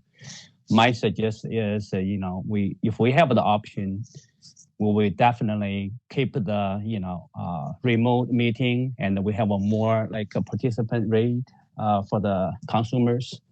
And then if we need to, we can like a meeting set up like an in-person meeting. I think both option for us will be a much benefit. Thank you. And sorry, this is Mateki again. Go ahead. Yeah, so President, if you need a move to support, I can definitely move to support this bill. Thank you. I just want to say, to put on the table. Thank you. Great. Thank you. So we have a motion on the table. Any Anyone who would like to second? I like to be second. Great. Shudong. Great. And let's just open this up for public comment. I know we're kind of doing this with each bill, but let's open up for public comment quickly to see if anyone has any thoughts on this. I doubt that there will be, but let's see. This is the moderator, and at the direction of the board, I've opened up the Q&A feature for public comment. Members of the public, if you would like to make a comment on this item, please click the Q&A icon located at the bottom right-hand corner of your WebEx screen, or use the raise hand function. And it looks like we do have a request for comment from Neil Miller. Neil, you'll be given 2 minutes to speak and a 30-second warning. Please click the unmute me button when the prompt appears on your device.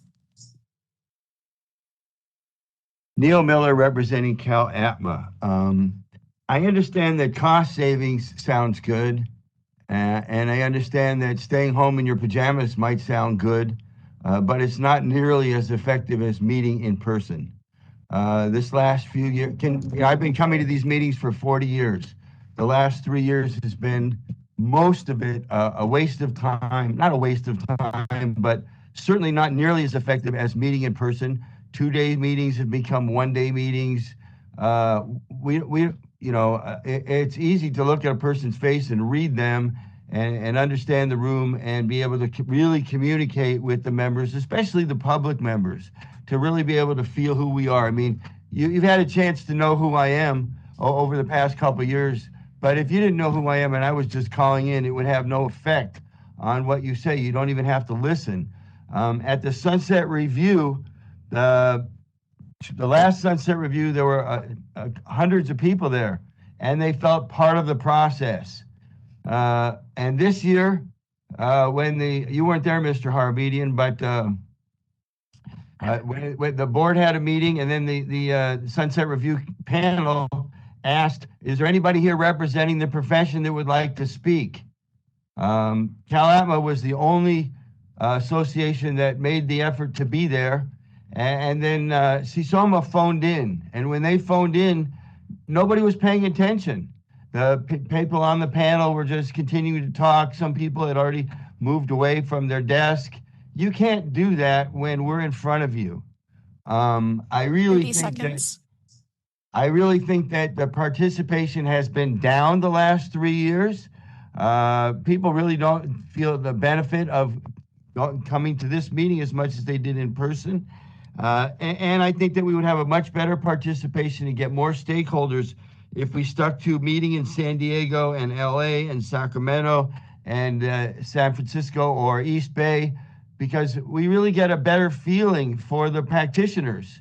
And I don't think that you're getting enough of a feel from the practitioners or the public. The public can show up at certain meetings. I really, really support having all of the board members at these meetings. If you can't make it, and it's the exception, you call in and make a comment or a vote. But there's so much more benefit to meeting in person than what we're doing here. So I would support it, but I would hope that the board I would support the idea of having people call in, because it would allow people like CISOM who can't show up to a meeting to have their word heard. But I really think that those who show up and can meet with the board, and the board can really get a feel for how we feel and how one another feels. I think for you to even look at each other and get a feel for one another would really benefit and move this forward. Thank you. All right, this is the moderator. Appears there are no further requests for public comment. Would you like me to close that Q&A panel? Please, thank you. We have a motion and a second, and before we vote, I'll just say that having this option, I think, is really beneficial for all boards, not just ours, and I think it makes the board and boards like ours more realistic and modern about the different world that we live in now. And I think it makes it a lot easier for board members, but also the public, to participate. And I think that the board will continue to both meet in person. So make no mistake, the board will be meeting in person, on an ongoing basis. But I think that it's not going to be in person all the time, and it's not going to be remote all the time. But I think having the optionality going forward is really smart, and I think it balances both a need for participation, but also the convenience of, if the board does need to convene a meeting in a couple of weeks, we can do that a lot easier rather than having to schedule flights, hotels, setting up a convention center boardroom with audio. And it really is a lot of work for staff, and it's a lot of work for each board member, and it's a lot of work for the public. And having gone to in-person board meetings for 3 or 4 years, I love seeing people in person. I love seeing the board members and staff in person, but I would say that on average, we would get less than 10 people come to our meetings, and they're usually the same folks. Mr. Miller was a very dedicated religious member, and we appreciated seeing him. But I actually don't know if we get less participation here on the remote meetings than we did in person. So I think that is actually something that reasonable minds can disagree, but I actually think that the remote meetings in many ways have opened this up a lot more. And so I do think Senator Laird's bill is going to be helpful for government transparency and process generally. And with that, let's open it up for a vote. Sure. Chair, this is Member Kim. I would like to make a comment on, as you know, and we know that this meeting, we don't see each other, and then we make a discussion, and if there is no more comments or opinions or any other actions, then we go to the next agenda. But some of the things like this morning's strategic planning, and it involves a lot of other issues or questions and comments, but public comments was very restricted, like 2.5 minutes. So I would like to make a suggestion. If we can save the time and money, and also increase the participation and for our convenience to continue this hybrid type of online meeting, I would suggest we could have more on committee meetings, let's say for strategic planning on education Sure. or And other sorry, Mr. issues. Tim, Commissioner, sorry, board member, I'm not trying to cut you off. I think that is actually separate from this bill. I think that your points are really, really good points. Yeah. But while we're about to vote on this, I think you're actually speaking more towards how can we as a board potentially make remote meetings more interactive and in-person meetings, et cetera. And I think that's really separate and apart from this bill, which is really just formalizing the option of a remote meeting, right? I mean, let's be very clear. This bill makes I understand. Yeah. So Thank you. I just think that's above and beyond and sort of outside the scope of this bill. And so I just want to make sure that we're not kind of going off on a tangent. But your comments are well taken. Let's agendize that and think about how we as a board can better utilize, whether it's in person or remote meetings. But I think that's not what this bill speaks to. Okay, I agree. Thank you. Thank you. So let's open it up for a vote. Thank you. Sure. So, John Harabedian? Yes. Ruben Osorio? Yes. Yang-Ping Chen? Aye. Francisco Kim? Aye. Shudong Lee? Yes. Dr. Amy Matecki? Yes.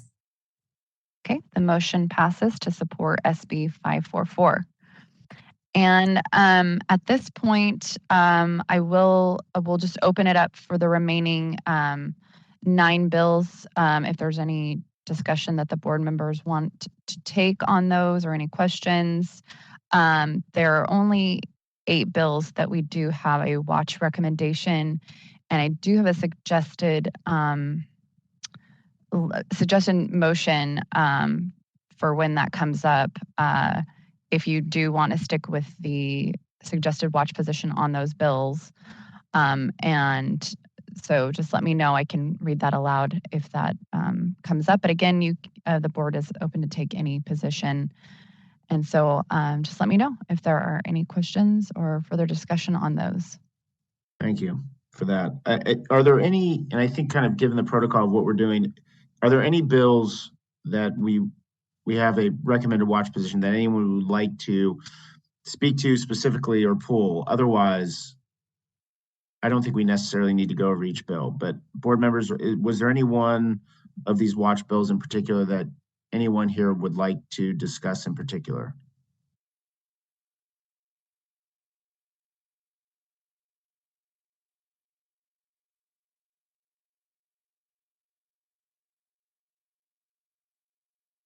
And hearing none, Ms. Brothers, do you want to give us that recommended language then? Sure. So it's, I move the Acupuncture Board take a watch position on the following bills: AB 883, AB 996, AB 1028, AB 1707, SB 259, SB 345, SB 372, and SB 802 as provided in the staff memo and for the reasons reflected in the legislative report and/or discussed by members and staff. And I will make the motion as just stated. Okay. Do I have a second? Yes, I will second that. Great. Let's open it up for public comment. And I apologize that we've opened it up 3 times. I just want to make sure that we are hearing everyone on particular bills that we're taking support positions on, and then obviously on these watch bills, just if anyone has a comment. This is the moderator, and at the direction of the board, I've opened up the Q&A feature for public comment. Members of the public, if you would like to make a comment on this item, please click the Q&A icon located at the bottom right-hand corner of your WebEx screen, or use the raise hand function. It looks like we have a request from Neil Miller. Neil, you'll be given 2 minutes to speak and a 30-second warning. Please click the unmute me button when the prompt appears on your device. Hello, members. Neil Miller from Cal APMA. Seems like I'm the only one in the room with you guys. I'd like to speak about AB 1264. That is the bill. We've been lobbying with the Sunset Review staff, and we've been talking about the different issues over the last year. We've met with many legislators, and over the time that, for instance, Mr. Harbedian's here, he's seen the same issues coming up over and over again, talking about manual therapy and Oriental and Asian massage and getting rid of those terms. And we've had meetings about that, and we had meetings about bleeding, and we had meetings about lasers. This is the best opportunity for you guys to speak up, to be a proactive board. This is the greatest opportunity that any board has ever had, is that they put up a spot bill for you in which you have an opportunity to participate. And so with the Sunset Review comments that the board had in your report, you made a point of talking about manual therapy and the problems with the prostitution and human trafficking, and it's a problem for the board. The board has been responding to this for over 30 years, for 3 decades. And the board has written letters to insurance companies saying that manual therapy is in our scope of practice. And we are approved by ACOM, and it's in the ACOM guidelines. The Little Hoover Commission told us to 30 change seconds. the language. So I hope that the board takes a proactive report back to the legislature about AB 1264 and ask them, manual therapy, it clarifies scope of practice. Bleeding is in our scope of practice. It clarifies that. Extending the sunset should be there. And we've had a topic on lasers. So we could add the word lasers and light as expanding the scope of practice. All of that could fit into AB 1264, not raise a lot of feathers. And I think the board would show that they're paid attention to the issues and have taken a proactive position. And this is the time that you really have a chance to affect legislation, not just regulation. So this is where you can affect legislation so that you can do a better job regulating the same issues so we don't keep going over the same thing again and again and again. Thank you so much. I really hope you take action here. All right, this is the moderator. It appears there are no further requests for public comment. Would you like me to close that Q&A panel? Please. And thank you for your comment, Mr. Miller. I guess I just point of, clarification from Mr. Bodin, Ms. Brothers. To me, Assembly Bill 1264, which is our sunset bill, really just reauthorizes the existence of the acupuncture board and sets out some basic parameters for how we operate as a board. And I don't see it as a vehicle as a substantive bill regulating any sort of aspects of the substance of acupuncture in the state of California. And so I guess I just don't, to Mr. Miller's comment, I'm not sure what if it, maybe I'm missing something. I don't have the full bill in front of me, and I know I can just click on it, but is there anything in the bill that is actually addressing the substance of the practice of acupuncture, all the issues that Mr. Miller just noted? I can respond to that, Mr. President. It doesn't address the practice or the scope of acupuncture. It does address the continued regulation of the profession by the acupuncture board. The Sunset Bill is an opportunity for the board to work together with the legislature on some changes. Now, a lot of the changes that are worked on tend to be either incredibly obviously needed to move forward, very little contention, or are minor such that there is no contention, because we want to provide opportunities for all our stakeholders to provide input on this.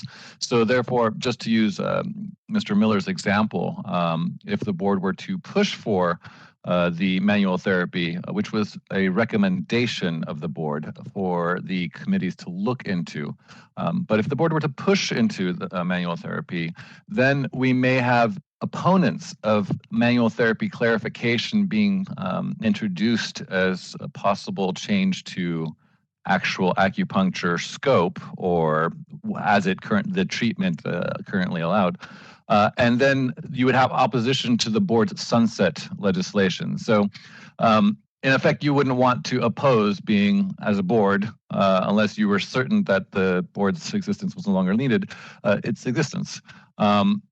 So yes, it is a vehicle for some change. The board is also announcing that it's an item for the legislators to look at, and therefore perhaps partner in the future if it's too contentious at this time.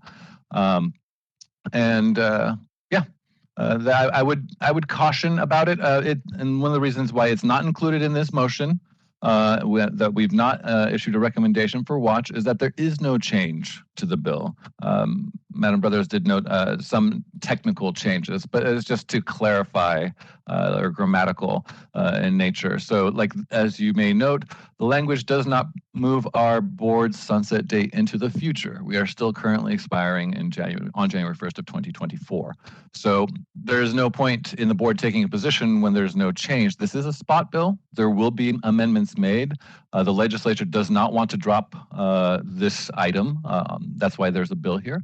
And so once the bill does introduce changes, the board, that we would definitely be having a strong support if it's just the sunset date moving forward. If the legislature deems it important to include other items, then the board will look at that time for those specific items. That is all. Thank you. That's helpful. Okay. We do have a motion and a second. Can we open this up for vote, please? Sure. President Harabedian? Yes. Ruben Osorio? Yes. Yang Ping Chen? Yes. Francisco Kim? Yes. Shudong Lee? Yes. Dr. Amy Mateki? Yes. Okay, motion passes to take a watch position on the 8 bills identified within the motion. Thank you. Thank you. Mr. Harabedian, may I make a comment just for clarity based on our discussion just now? Yes. Just to be clear, and any board members that want to echo this, once there is an introduction of a change to the legislation, the staff would definitely make a support position on this. At the moment, we're just, it's a technicality. The board does want to continue existing. We do feel, as we've noted in the responses that we'll be seeing soon, that the board feels it's warranted that the industry continues to be regulated, but it's just the technicality of it. Yeah, I mean, I think as soon as the bill becomes a real bill, and we see what the substance is, assuming it's just a extension of our existence, then I think you're right, Ben. And obviously, if at that time there's any substantive changes that we need to address, then I think we do that then. Excellent. Let's see where we are on the agenda. We're about 2 hours in, and I just want to be respectful for my board members and staff and the public on whether folks need, a break. Let me see. We're at the sunset. Why don't we do the regulatory report? Why don't we do this? Why don't we take a quick break here before we get into regulatory, and then we can do the regulatory sunset, and then the remaining items are pretty quick. So can we take a brief break right now? Certainly. Yes, 15 minutes warranted. Great. All right, please, members of the public and the board, please return to the meeting at 11:35. Thank you.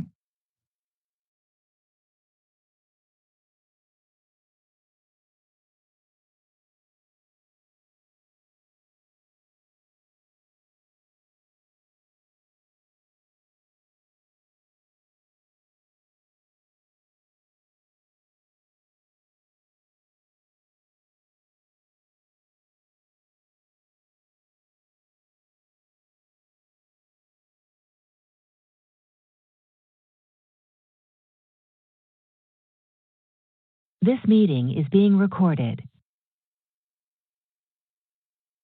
EO Bodia is here. Great. If you'd like, we can conduct a roll call. Let's do that, please. Certainly. Sure. Let me go into roll call. President Harabedian? Here. Ruben Osorio? I'm here.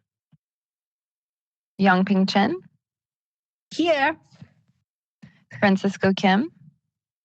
Here. Shudong Lee? Here. Dr. Amy Mateki? Here. Okay, all board members are present. Great. Let's move on to item number 6, the regulatory report.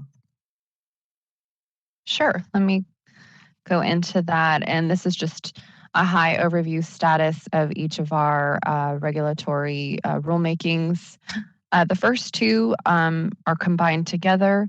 It's our implementation of uniform standards related to substance abusing licensees and update of our disciplinary guidelines. It also incorporates the disclosure of probation status in compliance with SB 1448 as a condition of probation. And so this board, the board approved modified text and updates to the guidelines to align with prior package AB 2138 at its December 2020 board meeting. The rulemaking documents were drafted and staff met with the regulatory unit and they reviewed.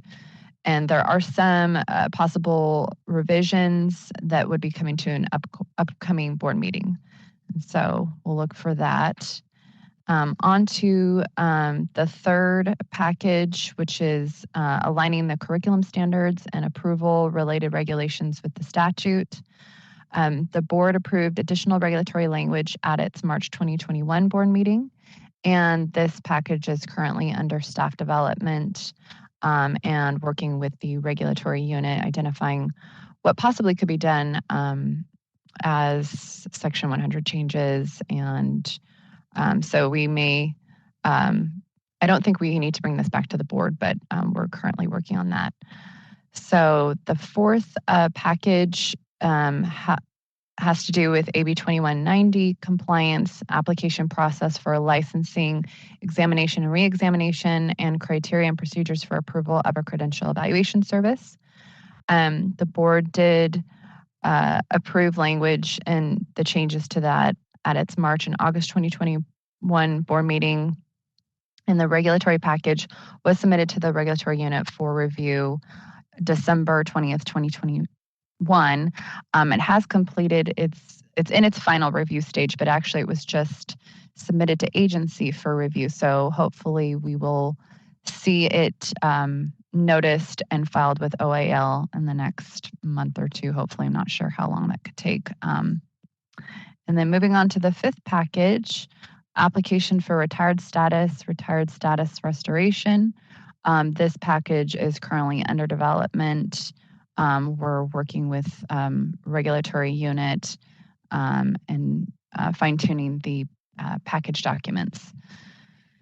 The sixth package, continuing education requirements. The board approved the regulatory language at the March 2021 board meeting, and staff recently submitted the regulatory package to the regulatory unit for its initial review on March 9th. So it's just in that initial review stage.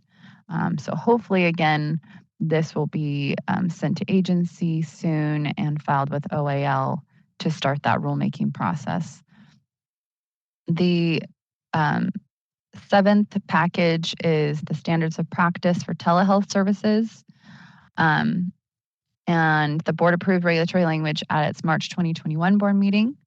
And we are currently developing this and actually just consulted with our regulatory unit, which is through the Legal Affairs Division. They just reviewed it, and there are some revisions to the language that the board previously saw. So that would be coming to you guys for review at an upcoming board meeting. The eighth package is an older rulemaking, hand hygiene requirements. We did set this aside as it was not deemed a higher priority. But we did recently have the regulatory unit review it. And because it is an older package and the board has not seen the language in quite a while, we probably will bring it back to the board, the language, and any revisions the regulatory unit has for your review at an upcoming board meeting. And that concludes the regulatory report. So let me know if there are any questions on any one of those.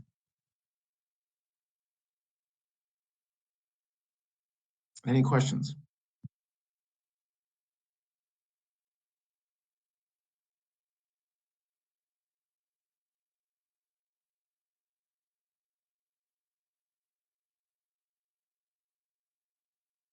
I don't have any, and I'm not seeing any. So why don't we just open this up for public comment and questions in the meantime?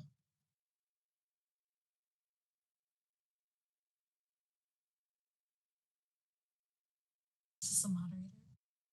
Direction of the board. I have a Q&A feature for public comment. So the public. It might just be me. You're very faint, Sarah. Oh, I apologize. I had my microphone flipped up and I didn't realize. Okay, there you go. Thank you. This is the moderator, and at the direction of the board, I've opened up the Q&A feature for public comment. Members of the public, if you would like to make a comment on this item, please click the Q&A icon located at the bottom right-hand corner of your WebEx screen, or use the raise hand function. And I'll go ahead and pause a moment to allow the public time to access these features and submit their requests. All right, it looks like we have a request from Neil Miller. Neil, you'll be given 2 minutes to speak and a 30-second warning. Please click the unmute me button when the prompt appears on your device.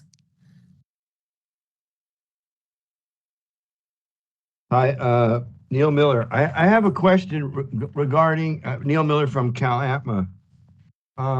If there's something in regulation or the language in regulation doesn't match, let's say ACOM, the accreditation with which you base the the education on, or the school approval process. In other words, the relationship between ACOM and the language in ACOM and the language that we have in statute or regulation doesn't match. So is there something that we can look at in a regulatory package that would be consistent with the Little Hoover Commission recommended a couple of decades ago, that we put forth those things that are inconsistent into a regulatory package? Thank you.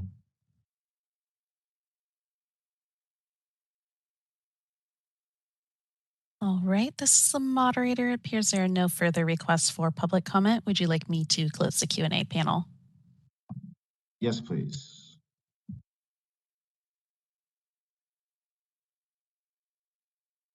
And I'm not sure exactly, Mr. Boudia, what Mr. Miller has in mind in terms of the inconsistencies between the regs and the accreditation. So maybe we just invite Mr. Miller to be more specific in a letter or an email to you about that. But certainly, it's hard to answer that question, I guess, in the abstract. But I would think that the regulations would need to be consistent with the laws, and we would hope that the accreditation.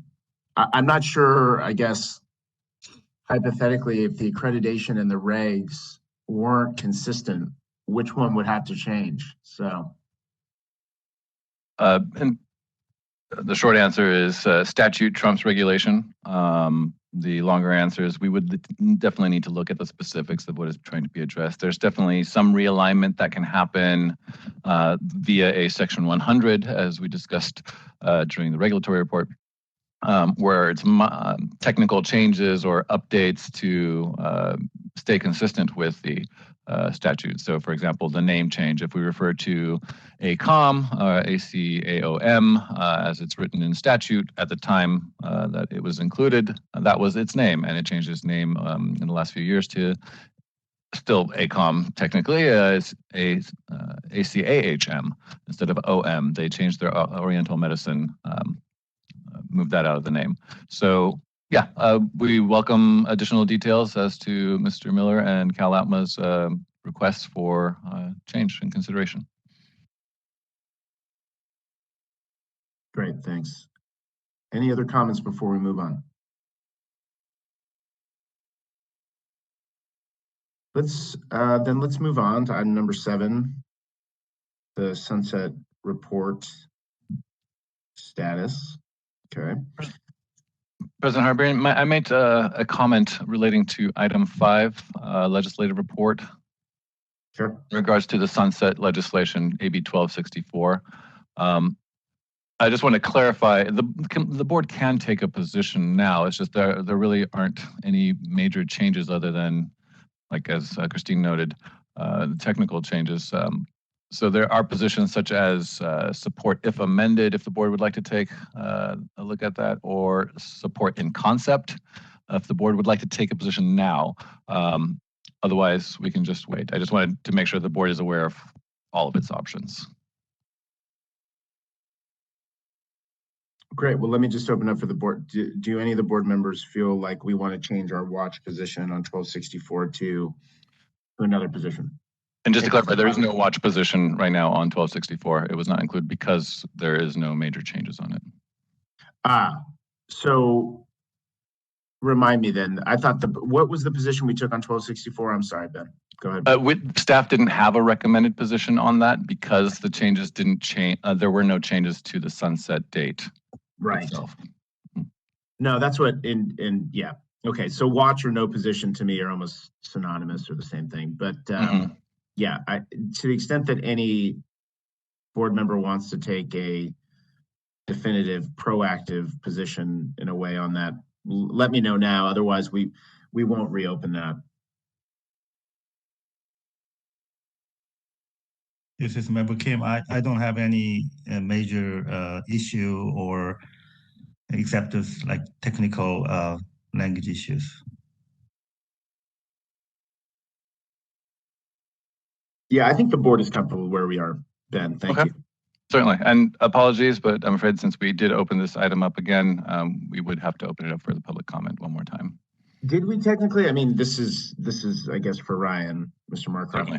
I don't think we actually technically opened it. I think I mean, I guess that's sort of a technicality. I don't think we actually went back and reopened 5. You made a comment about item number 5, and I think whether or not we were going to open it was what we just discussed. But happy to adhere to whatever council thinks. I think that's a reasonable view. I feel like if anybody wants to provide comment on that, we can tag that onto item 9 at this point. For comments on things that are not on the agenda, we can give people an opportunity there to address it. Okay. Thank you, legal counsel. So noted. Okay. Thank you. Okay, great. Let's move on to item number 7. Certainly. Before us, John, I'm not sure if you wanted to make any comments in regards to the sunset hearing. I do want to, and I do want to say that I was actually out of the country and wasn't able to attend, and Mr. Bodea was really quarterbacking with Vice President Osorio, and board member Mateki stepped up in a huge way to help as well. And so I just really want to thank Mr. Osorio, Dr. Mateki for leading the charge, representing us so well, and obviously staff, Mr. Bodea, as always, for doing all the hard work and getting us in a position where there really went swimmingly, and it couldn't have gone better. So I just want to thank our 2 board members for representing us so well and for being willing to attend the hearing and do the work. So thank you guys so much. And obviously staff, goes without saying, could not have done it without you. And I think everyone was proud of that. So let me just kick it off that way, and we can get into the substance of the background paper. But very proud moment for all of us, and thank you very much. Thank you, Mr. President. Very grateful to hear that, and we'll definitely communicate that to staff as well.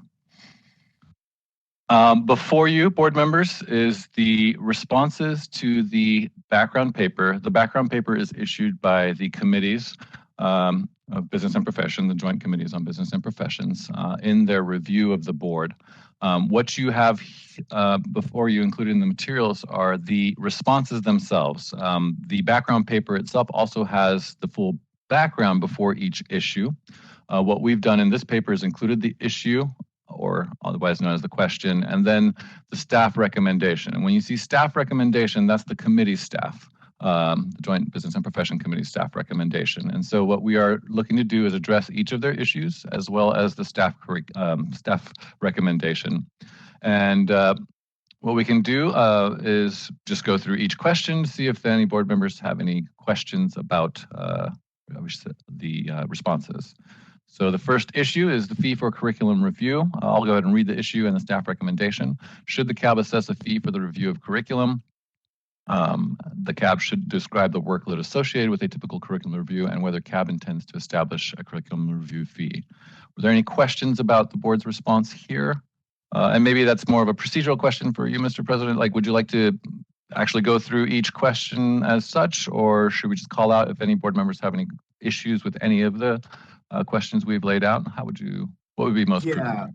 I think we've had time to review it, and it is a fairly long document. So why don't we just, to the extent that anyone wants to call out a question, let's just do that. Certainly.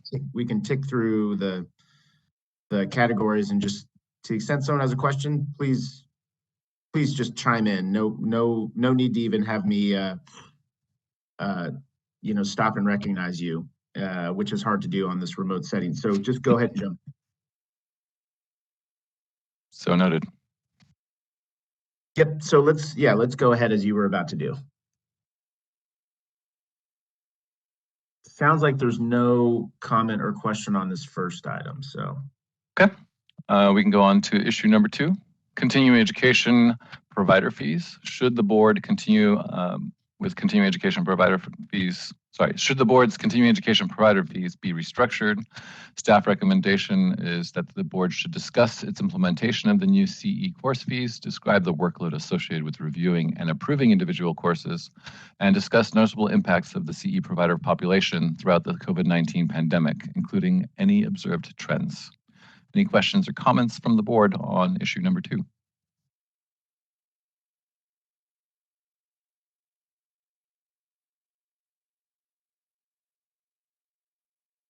Hearing none, I will move to issue number 3. Third-party continuing education approval.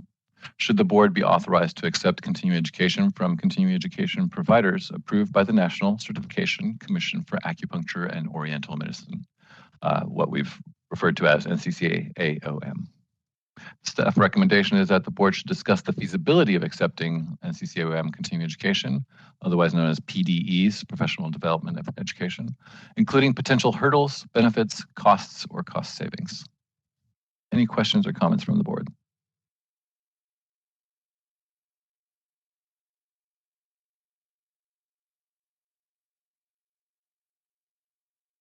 Hearing none, I'll move on to issue number 4. Licensee CE audits.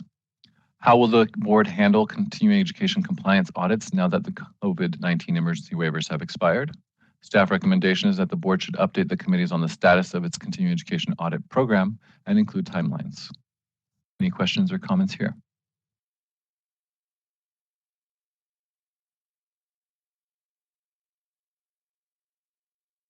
Hearing none, we'll move on to issue number 5, continuing education course provider audits. When will the board begin auditing continuing education providers? Staff recommendation is that the board should update the committees on its plan to audit continuing education providers, including any additional details or timelines. Any questions or comments? This is Member Kim. Do you have enough staff to initiate this auditing?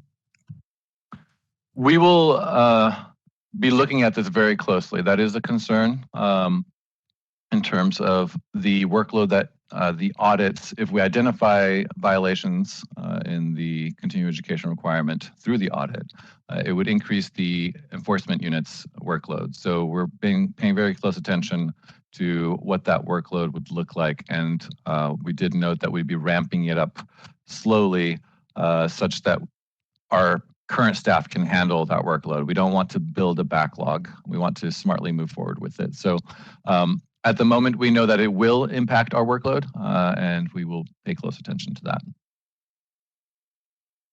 Thank you. Certainly. Any other questions from board members or comments?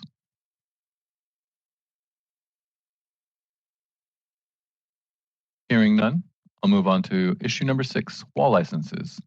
Is the wall license registration system working as intended?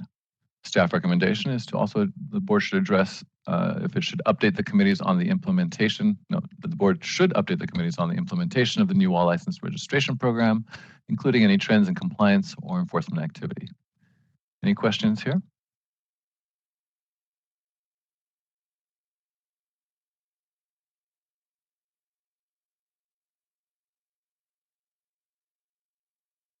Hearing none.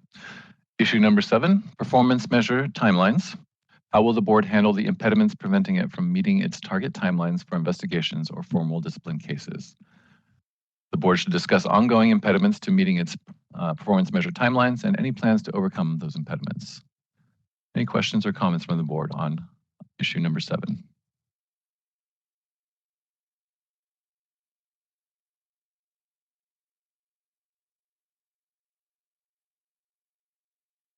Hearing none. Issue number 8, acupuncture assistance.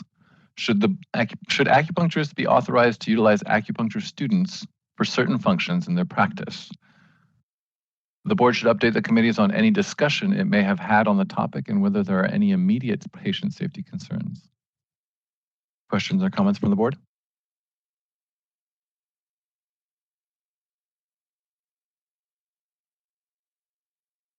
Is there any, this is Member Kim, is there any position or any comment from schools? We haven't heard anything from schools on this matter specifically in the last few meetings. So I'm not aware of any formal position from the schools on this matter. There will be a conference of acupuncture and herbal medicine colleges coming up in May, and the board has been invited to participate in the California legislative update. And so we can do a poll there. Of course, it wouldn't be official, or we are always receiving any official positions from a program, or if the council should take an official position at that time, we'll know, and I can bring it back to the board at the time. Yeah, sounds good. Because as long as there's a safety measure and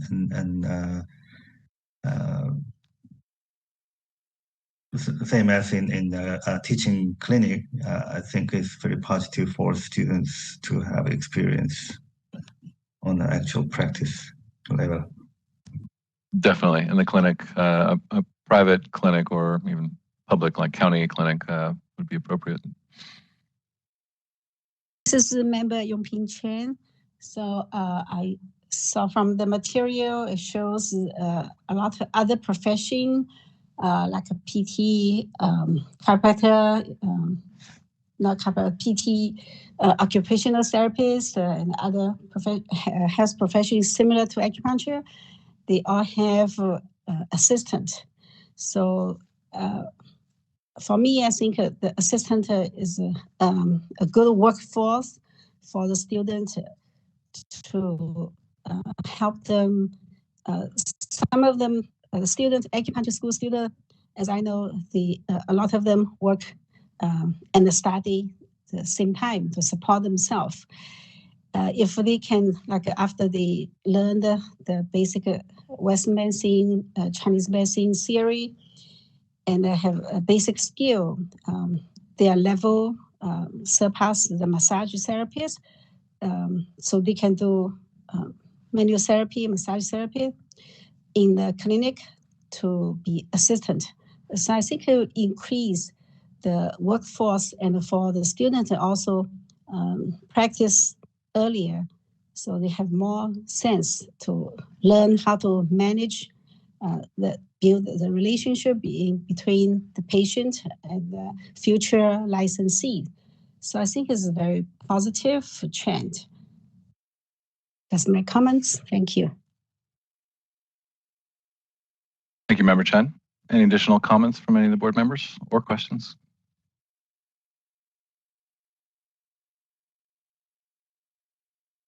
Hearing none, I'll move on to issue number 9.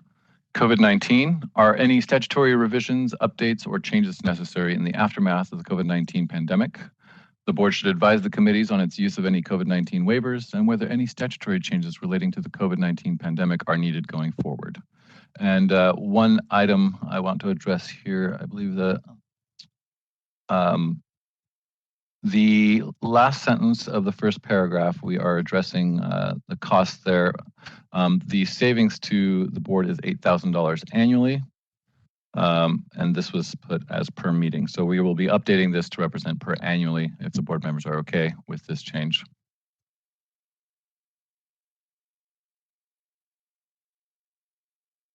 And Ben, what is, just a question, what is the $2,000 cost on a remote meeting? For staff time, the WebEx pro rata costs and Solids pro rata costs as well. Got it. Thank you. Hearing no additional questions or comments, move on to issue number 10, technical changes. Are there any technical changes that can improve the board or its functions? The board should continue to work with the committees and suggest any technical cleanup that may be needed. Any questions or comments there?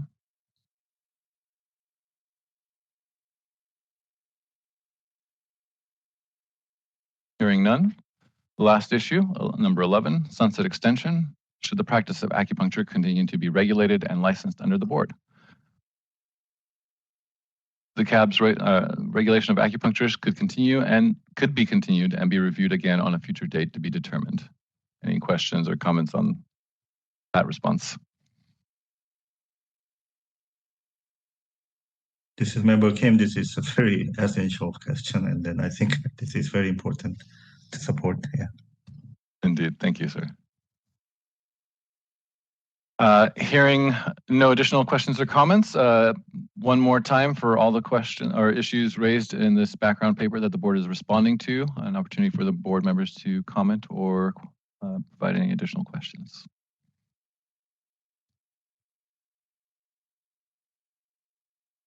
Hearing none, the recommended motion for this is I motion to approve the responses to the background paper with the change noted and submit to the Joint Business and Professions Committees as a formal response. Would anyone like to entertain that motion?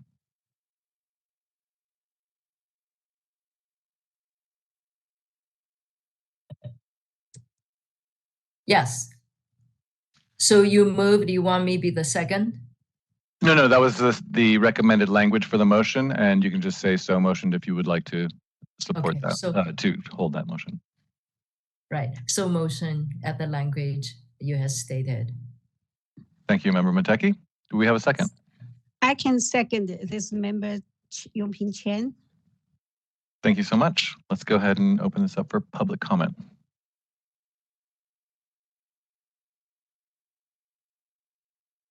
This is the moderator, and at the direction of the board, I have opened up the Q&A feature for public comment.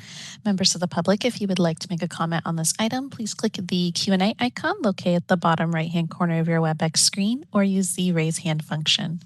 It looks like we do have a couple of requests for comment, so I'm going to go in the order that they were received. First, I have Dr. Bon H. Cho.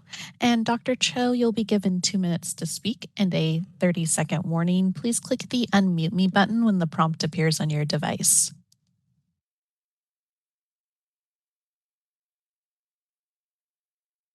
Hello everyone, can you hear me? Yes, we can hear you. Okay, yeah, I'm Dr. Cho and I'm the president of ACAMAG, Association of Korean Asian Medicine and Acupuncture of California. Yeah, this was regarding of the wall license and pocket license. Yeah, we have about like 1,000 members and we've been getting a lot of complaints about the quality of wall license and pocket license.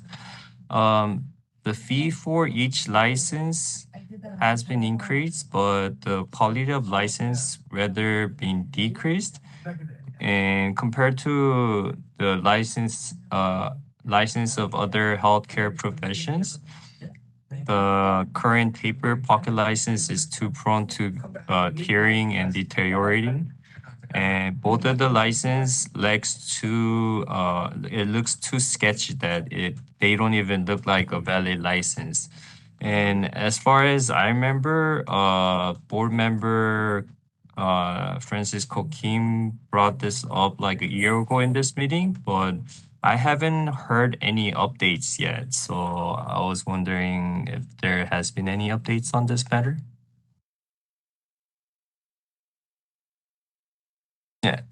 Yeah, I'm done with this one. Thank you.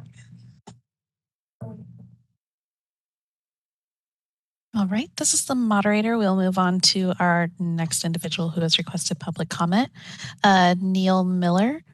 And Neil, you'll be given 2 minutes to speak and a 30-second warning. Please click the unmute me button when the prompt appears on your device.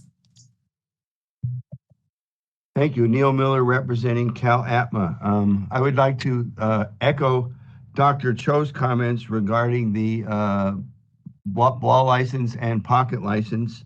I just saw a copy of the massage therapy license, and it's much better than ours.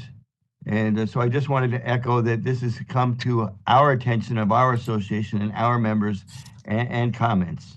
As relationship to the report, the sunset report from the committee in response to the board's report, it left out a few things. It left out the board's specificity, I don't know if I got the word right, regarding manual therapy and the problems that entails. And I think that the board should write a follow-up comment to let the committee know that that was left out of their report.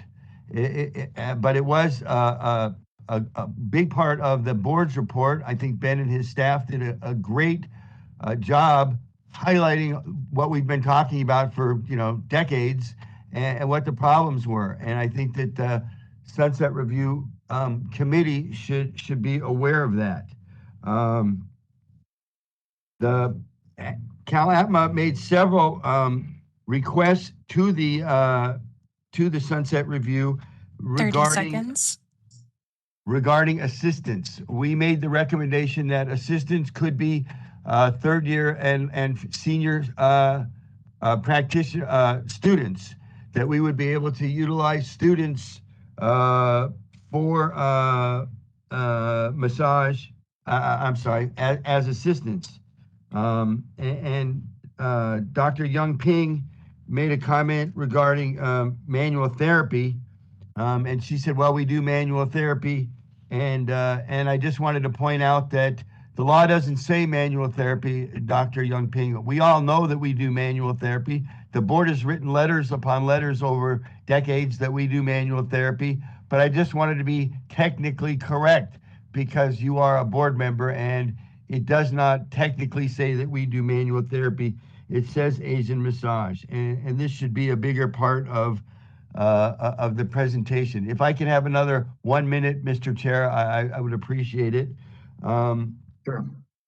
We also brought up regarding the CE provider fees and that it should be restructured. So I'd like to point, that was CalAtma's discussion with the staff of the Sunset Review Committee, and that's why it was brought up. And when it comes to the third party NCCOM, we also asked that that be part of the report. We at the Sunset Review hearing, CalAtma had prepared a side-by-side comparison, cost analysis, efficiency, effectiveness, and satisfaction, and we provided that to the Sunset Review Committee, and it was in the report. So we will, I will send a copy of that to Ben, that he can distribute that to the members. And we do recommend that there is an extension, and we did say that at the Sunset Review Committee. And lastly, to talk about the CE audits. Several of our members made some complaints in the last year about a number of providers, and we got no response. And I think that this is a weakness. I don't want to make a big point of it, other than I will work with Ben and we will try to rectify the situation, because I don't think the board has been auditing some of the providers, and some of the providers have been getting away with putting out substandard classes, allowing people to go to classes without actually signing in. And there's a lot of fraud that has gone on during COVID, a tremendous amount of fraud that has gone on during COVID. This is the moderator. We've gone over time. If I could have you wrap it up. Thank you, Sarah. I'm all wrapped. Okay, thank you. All right, and this is the moderator. Appears there are no further requests for public comment. Would you like me to close that Q&A panel? Please.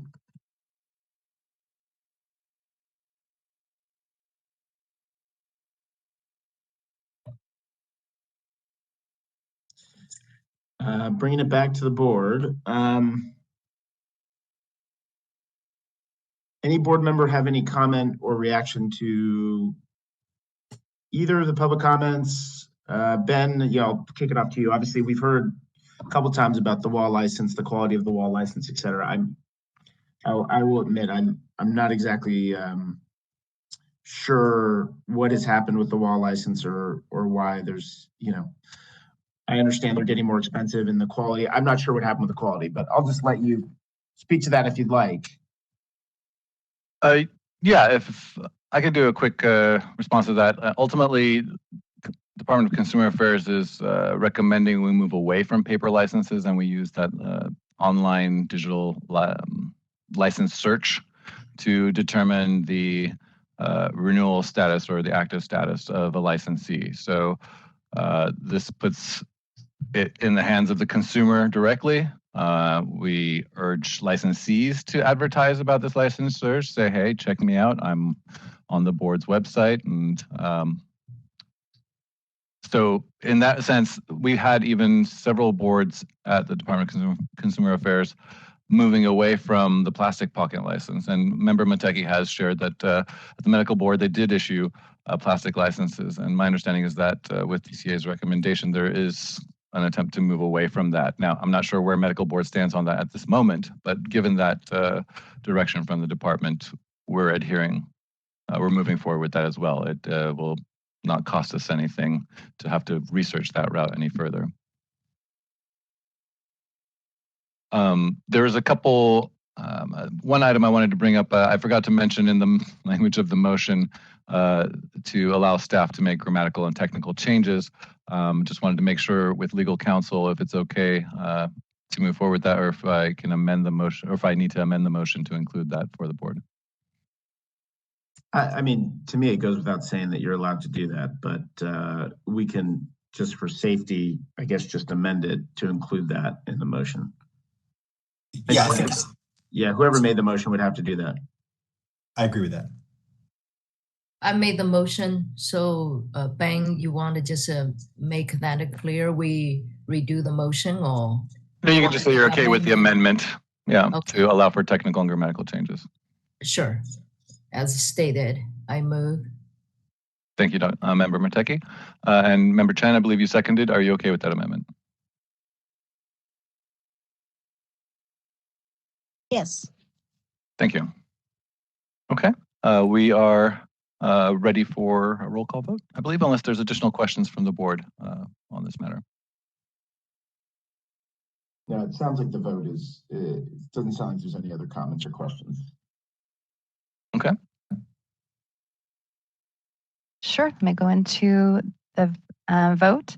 John Harabedian, Yes. Ruben Osorio, Yes. Yongping Chen, Yes. Francisco Kim, Yes. Shudong Lee, Yes. Dr. Amy Mateki, Yes. and the motion passes unanimously. Thank you. Thank you, board members. Great. Let's move on to the next item, please. Certainly. Item number 8 is the announcement of election of officers at the next board meeting. Just a recommendation from the department to make an attempt at a board meeting preceding the election of the officers to make an announcement that that election will be taking place. And so we are grateful for our current officers, President Arabinian and Ruben Osorio's participation over the last year, and we will be holding election again at the upcoming board meeting. Any questions or comments from the board? And there's no need to make nominations now. Nominations can be heard at the next board meeting. However, board members are allowed to make whatever comments or questions they'd like on this.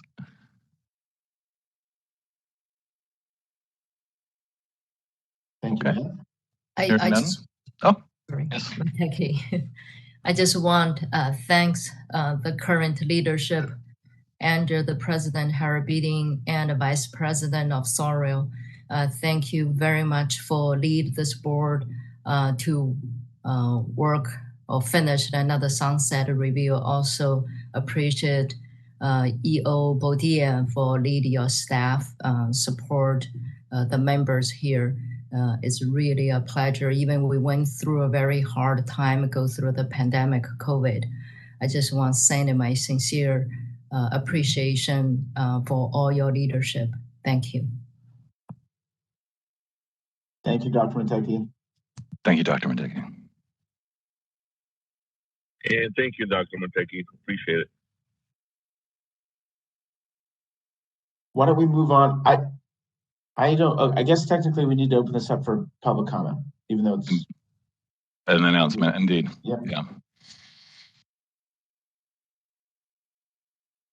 All right, this is the moderator, and at the direction of the board, I've opened up the Q&A feature for public comment.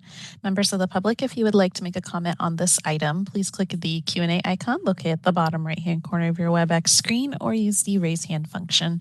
I'll pause a moment to allow the public time to access these features and submit their requests.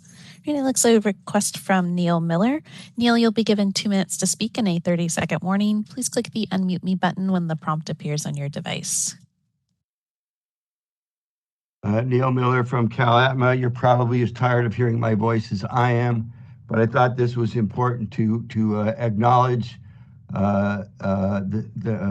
Harabedian and the vice chair and the work that you've done. I think that you've gone from just being a public member to really taking the board, understanding a lot more of the issues, and showing some really great leadership. I'll be happy when you're in the Senate, but I'll miss you as a board member. Thank you all very much. You've done a great job this past year.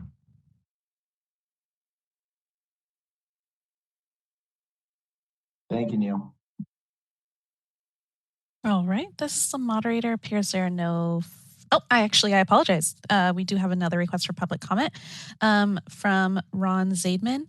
And Ron, you'll be given 2 minutes to speak and a 30-second warning. Please click the unmute me button when the prompt appears on your device.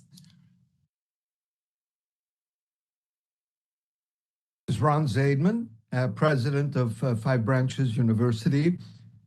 And I've been attending these meetings for 3 decades, 30 years. And I really do want to congratulate both the board and the staff for the efficiency, correctness, many adjectives that I can give. In the history, we've seen many disharmonies, many difficulties, and we don't see those anymore. Why? Because of the excellent work of the staff and of the board. So on behalf of our university, thank you so much for your service.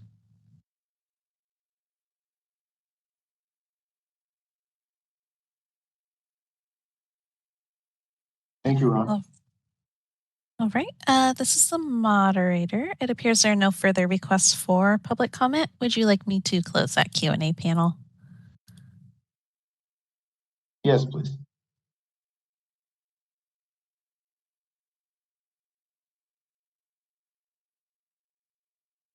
So now we're at public comments from not on the agenda, and I will note that if to the extent that any member does want to talk about AB 1264 again, because we did comment on that during, which is item number 5, but we commented on it on item number 7. Feel free to use this opportunity. But otherwise, if there are comments from folks that have to do with items that we did not discuss today, please come forward and bring us your comments.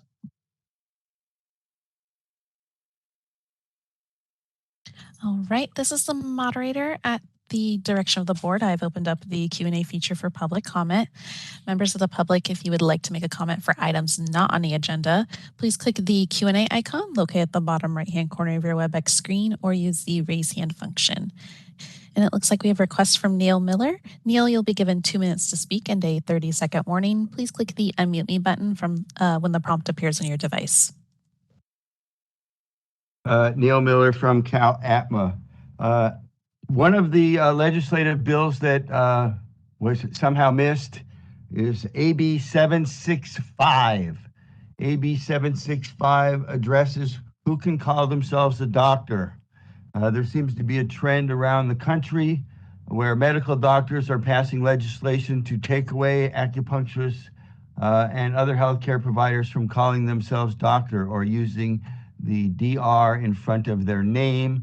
I think that this will have big implications in our practice since we have such a, every school has their own doctoral program.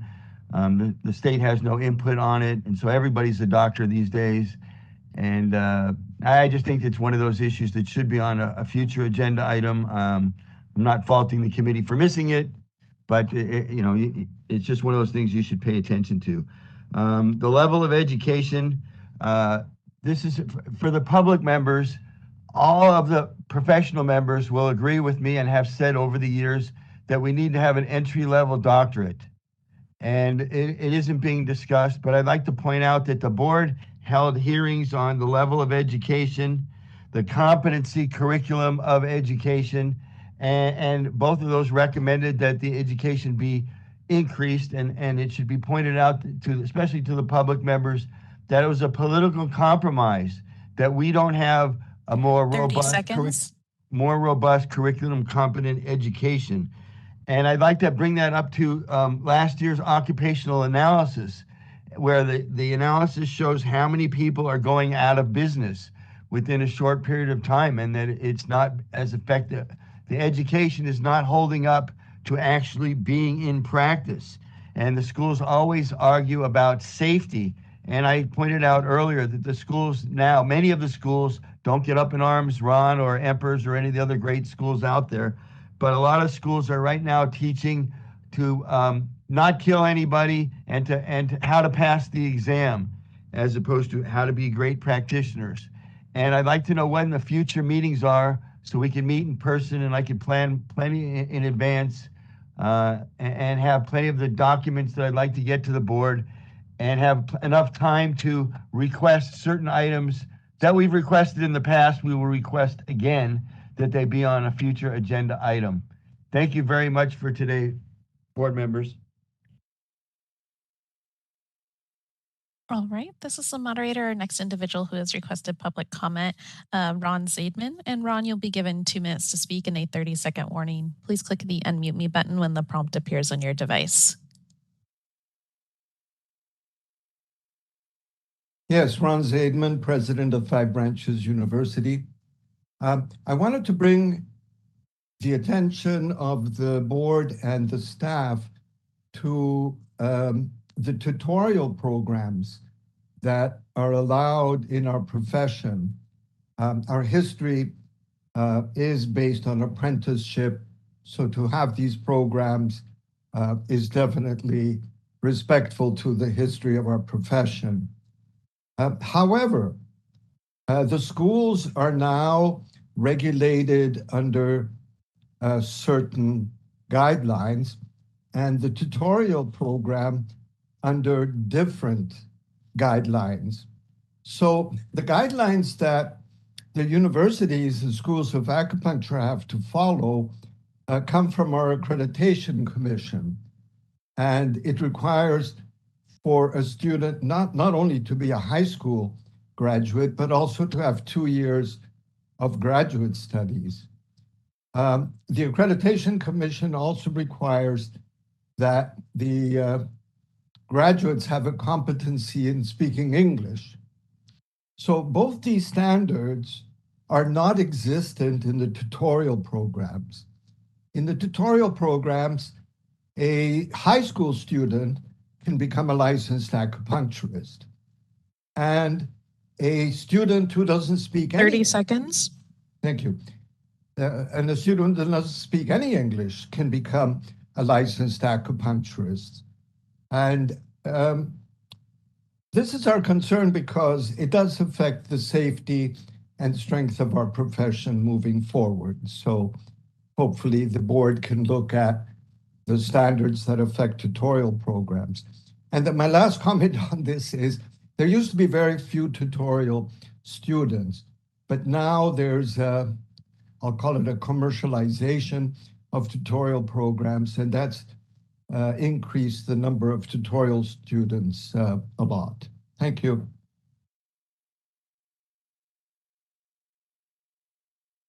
All right, this is the moderator, our next individual who has requested public comment, Dr. Cho. And Dr. Cho, you'll be given 2 minutes to speak and a 30-second warning.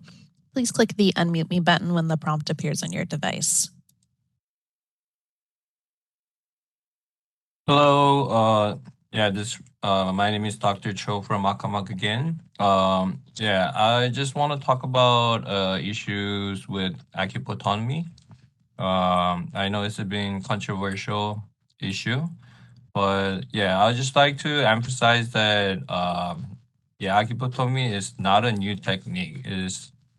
We actually have been using it for a long time in Asia, and this long history supports this efficacy.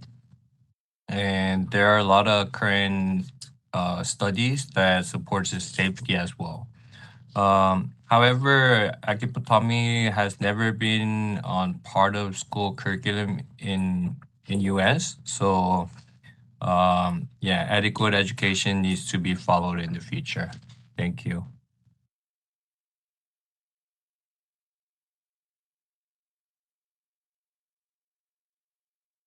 All right, this is the moderator. It appears there are no further requests for public comment. Would you like me to close that Q&A panel? Yes, please.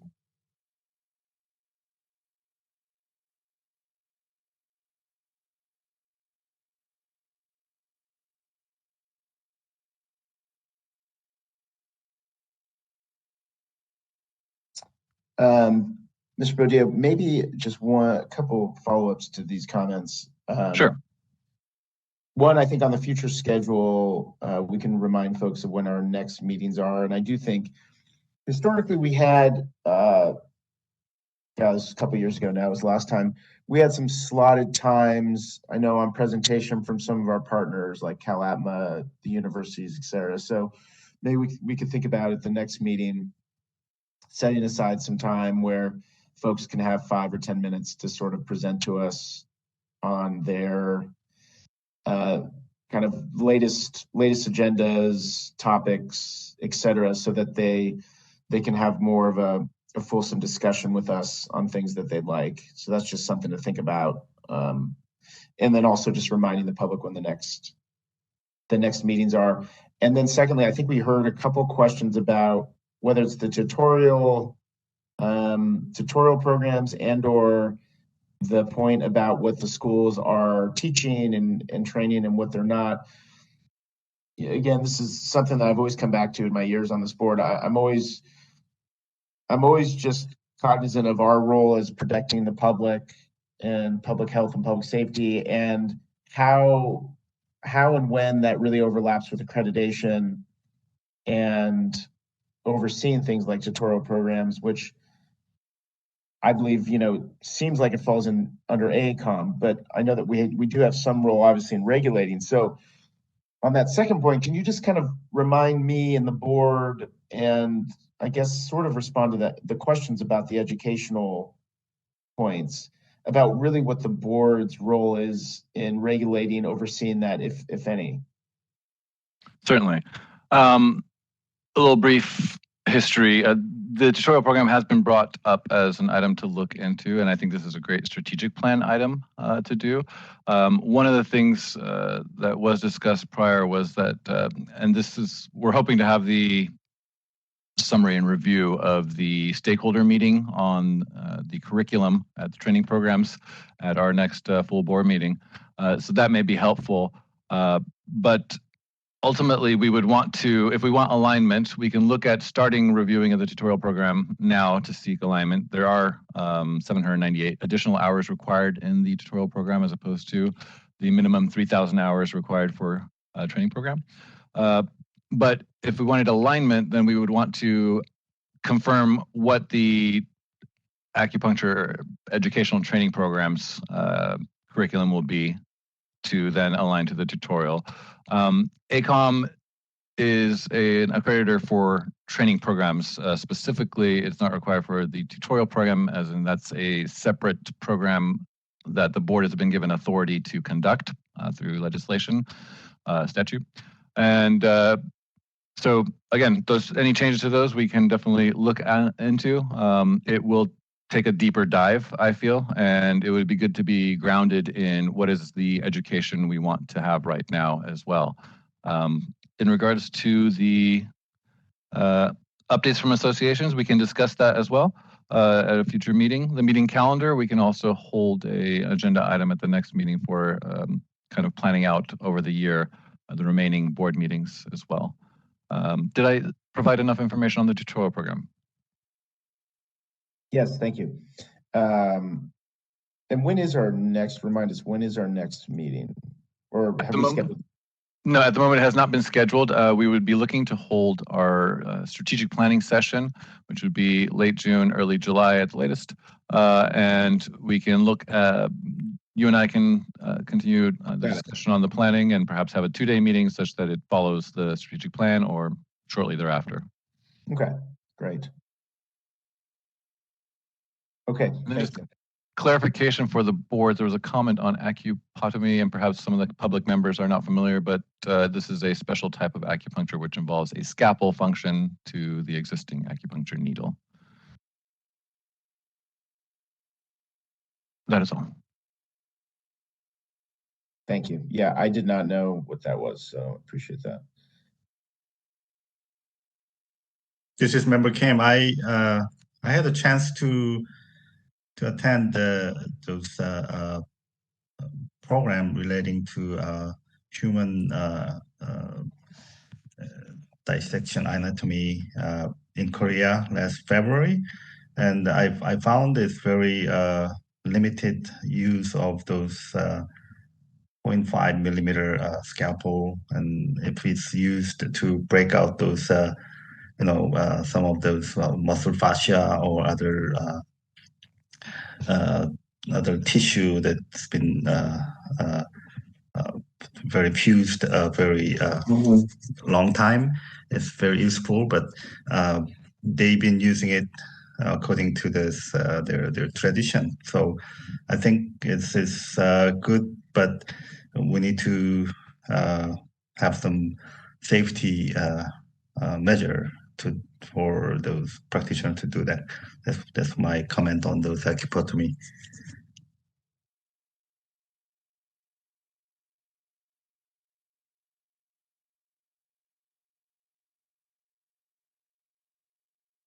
Great.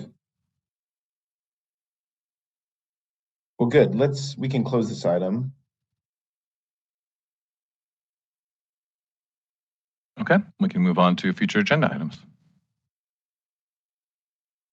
Board members, any requested future agenda items? This is Member Kim. I'd like to, like I mentioned before, I'd like to have more of discussion session on some of our issues relating to the sunset review issues and some other agendas like in relating to licensing or education, because I know there is opportunity before, but now it's been on online and virtual meeting. So maybe we can have more of subcommittee meetings relating to, like last time, stakeholders meeting on education. I think it was pretty good. So anyone who can participate and then echo a voice on certain policies or issues, like today's several public members, public comments were made. So maybe I want to propose a several other meetings before the formal full board meeting on some of these issues, if it's possible.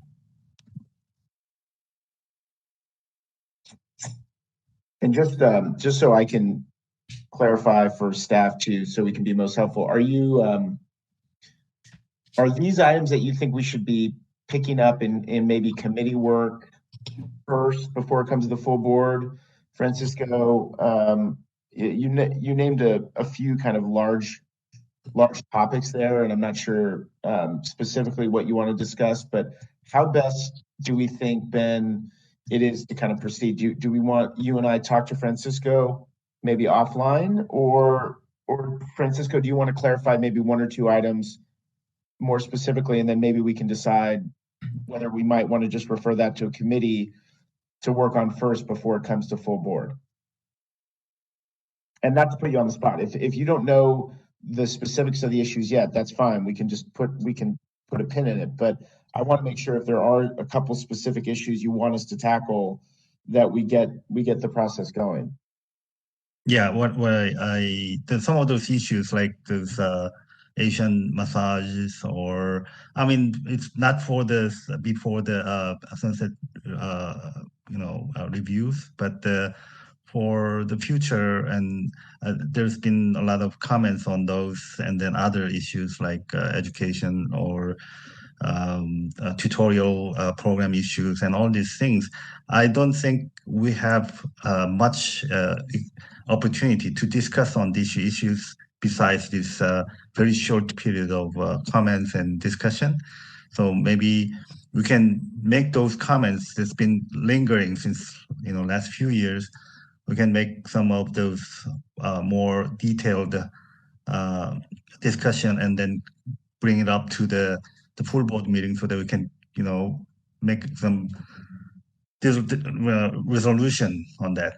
That's my intention. President Harbin, I would recommend you and Member Francisco Kim and I go ahead and meet and discuss this with the strategic plan coming up and the environmental scan for the strategic plan. A lot of issues will be raised for the board to review. And in the meantime, the three of us can look at diving in deeper to Francisco Kim's issues to see what comes up as well for either a future board meeting this year. Excellent. Okay. Yeah. Thank you, Member Kim. Nice. Thank you. This is Member Yongping Chen. So I heard some public comments about the minimum competency and mentioning the preparation for the new licensees for some license holders. So is possible we look in more detail to give some analysis how to make the minimum competency increase, because this is really for the public safety. I don't know if from the school side and the association side, more continuing education to emphasize, including the knowledge, technique, skills, and the management, the communication with the patient. So all this, because after all, this board is for public safety, safe practice. If the minimum competent is like set 40 years ago, so should we revisit, relook at it? Is the minimum competency should improve? So I think maybe the education committee can have this item to discuss it first before bring to the board.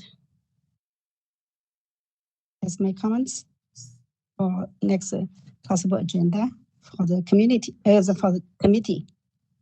Thank you, Dr. Chen. And so for the education committee, what would be the specific issue, just to clarify again, just so I know what we're asking? Just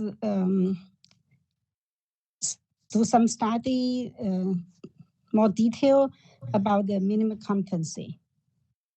Okay. Standard minimum competency. Is the minimum competency we set 40 years ago still apply for today's minimum competency? I heard a stakeholder said the school, of course, the pass the examination is number one, but number two, do they really have the enough knowledge skill to practice? That's something I would like the education committee to look more detail. Got it. Okay. So noted. And we can also look at this after the board reviews the analysis on the stakeholder meeting addressing the curriculum requirements as well.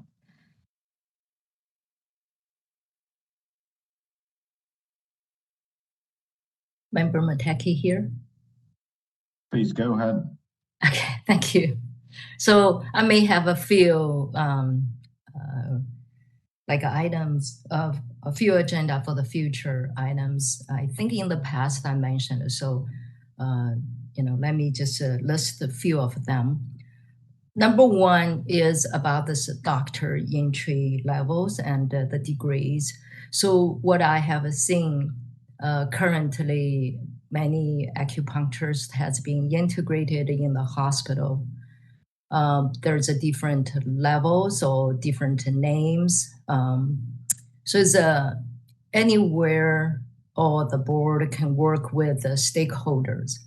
The question coming up, could we just refer to a website, to show and for the public and also for the physicians in the hospital, when we look at a certain titles, so we know what that means or what kind of levels education they have gone through, if that's possible.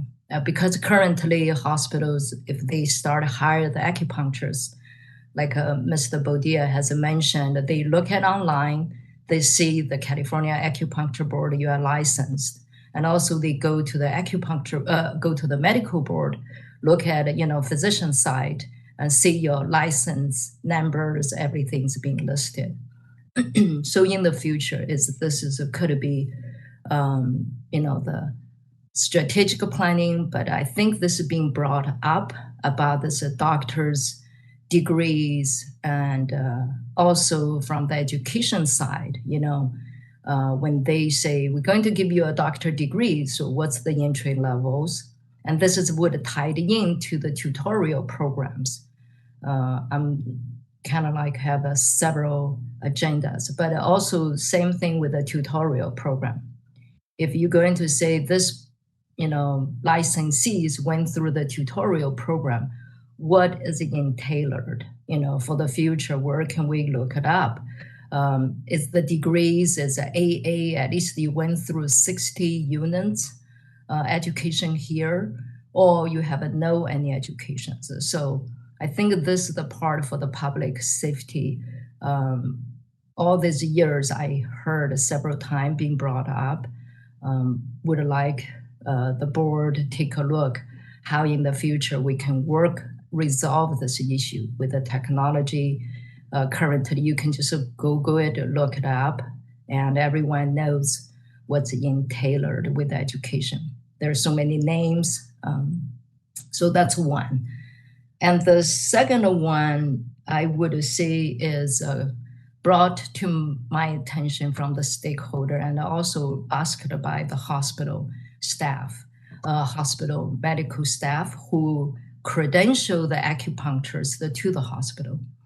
One is CNT, the Clean Needle Technique certification for the safety, public safety. So the medical or the hospital privilege adopt that. It's kind of like we ask for CPR, certification, ACLS certification. But the issue is if you Google, you do the CPR, you can get so many entity to offer that certificate. You can do it overnight or a day. So you can get that certificate very quickly. But the problem with the CNT, apparently there is not much being available, offered.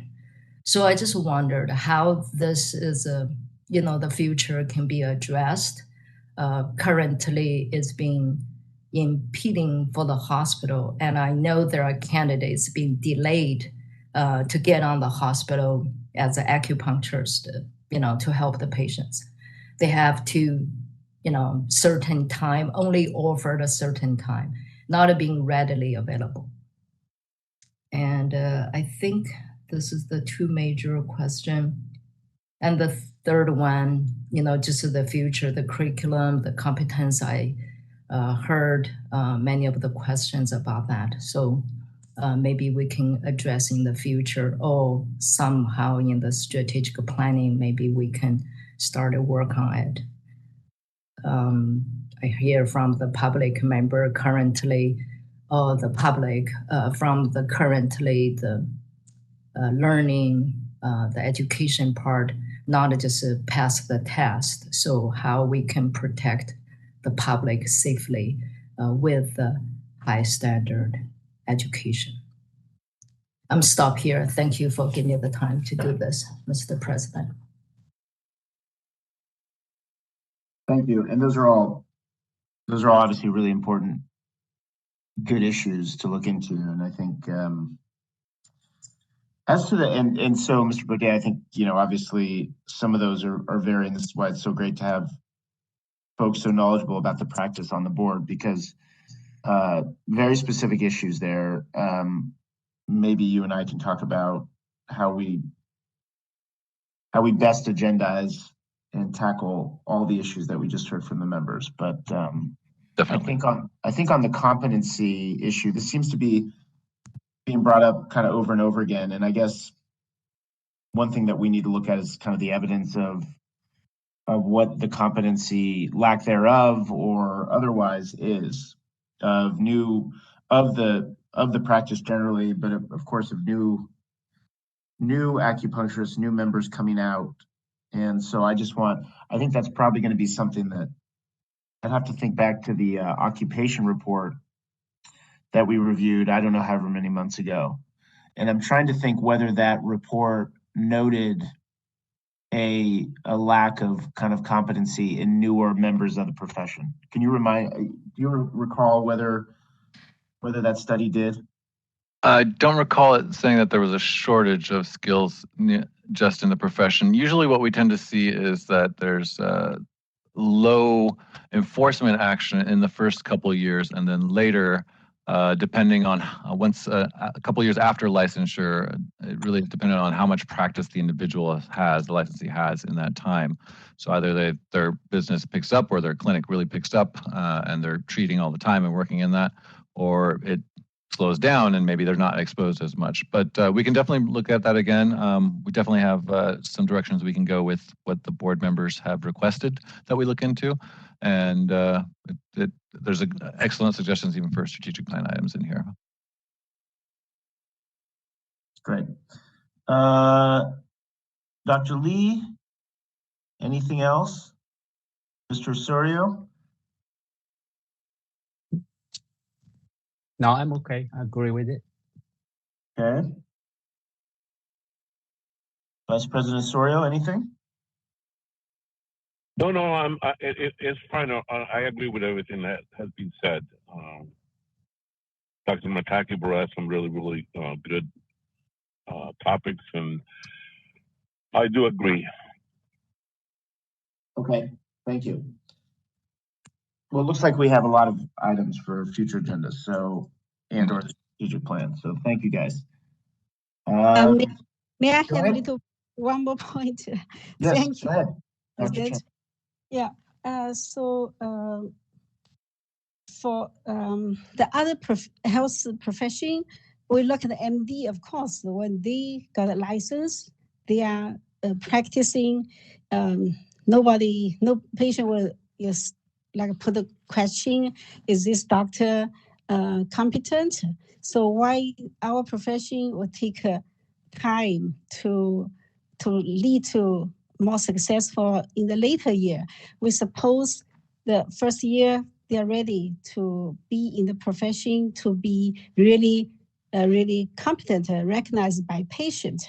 So compare with physical therapy too. As I know, my physical therapy patient come to me, they told me when they send an application to apply for the job, they said, I sent 5 applications, all 5 hire me. So the high demanding. And as I know, physical therapy school, the student entrance actually very competitive for them. So we look back to our profession, we're supposed keep up with, we cannot be like an MD because of education not that high level, but hopefully we can keep up with physical therapists, the chiropractor, occupational therapist. Because actually you look at, I mentioned that before, the acupuncture profession, including Chinese herbal medicine, we can really cover the body from top to head to toe, from inside to outside. So the knowledge, the skill really need to be sufficient to understand the whole body of the patient's condition. And plus, we can give the patient the wellness education. So I hope this profession, when the license is granted, and they are really in practice and can make a living. So that's my comments. Thank you.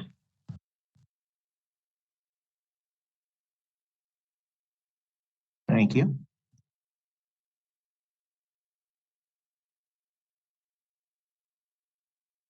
Noted, Dr. Chen.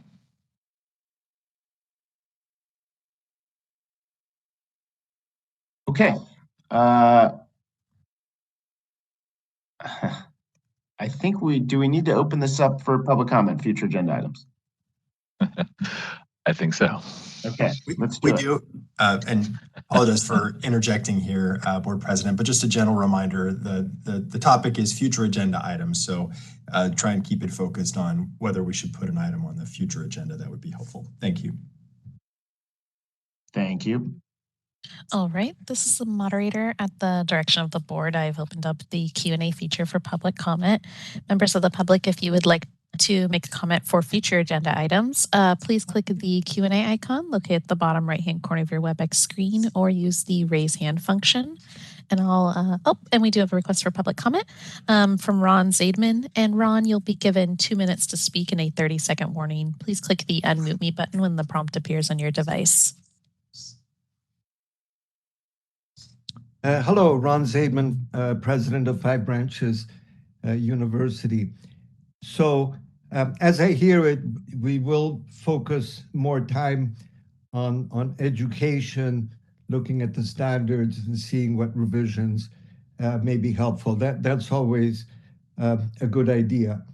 A point of information on education. The California Acupuncture Board can be proud of the list of knowledge requirements that it has. ACOM has deleted that list. It no longer says you need to learn yin and yang. It no longer says you have to learn the 8 characteristics, all the details that make up this medicine.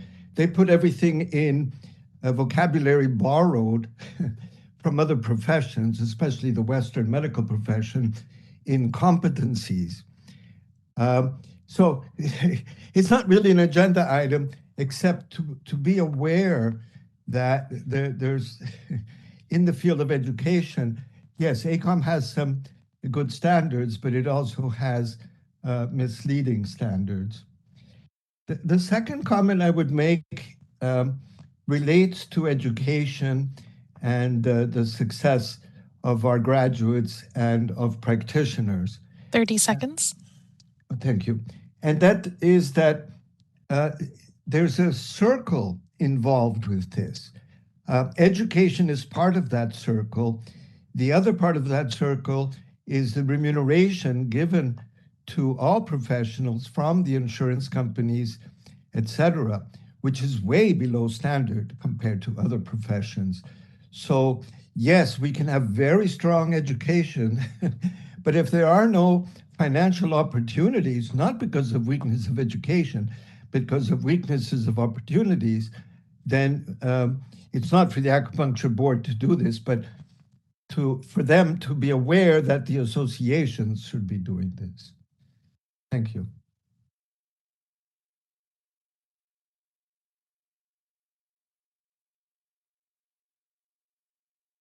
All right, this is the moderator. It appears there are no further requests for public comment. Would you like me to close that Q&A panel?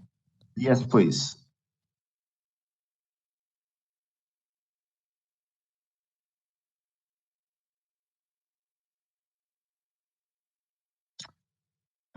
If you can close it, I just want to make sure. Okay, there you go. Closed session. We are now the board is going to go into closed session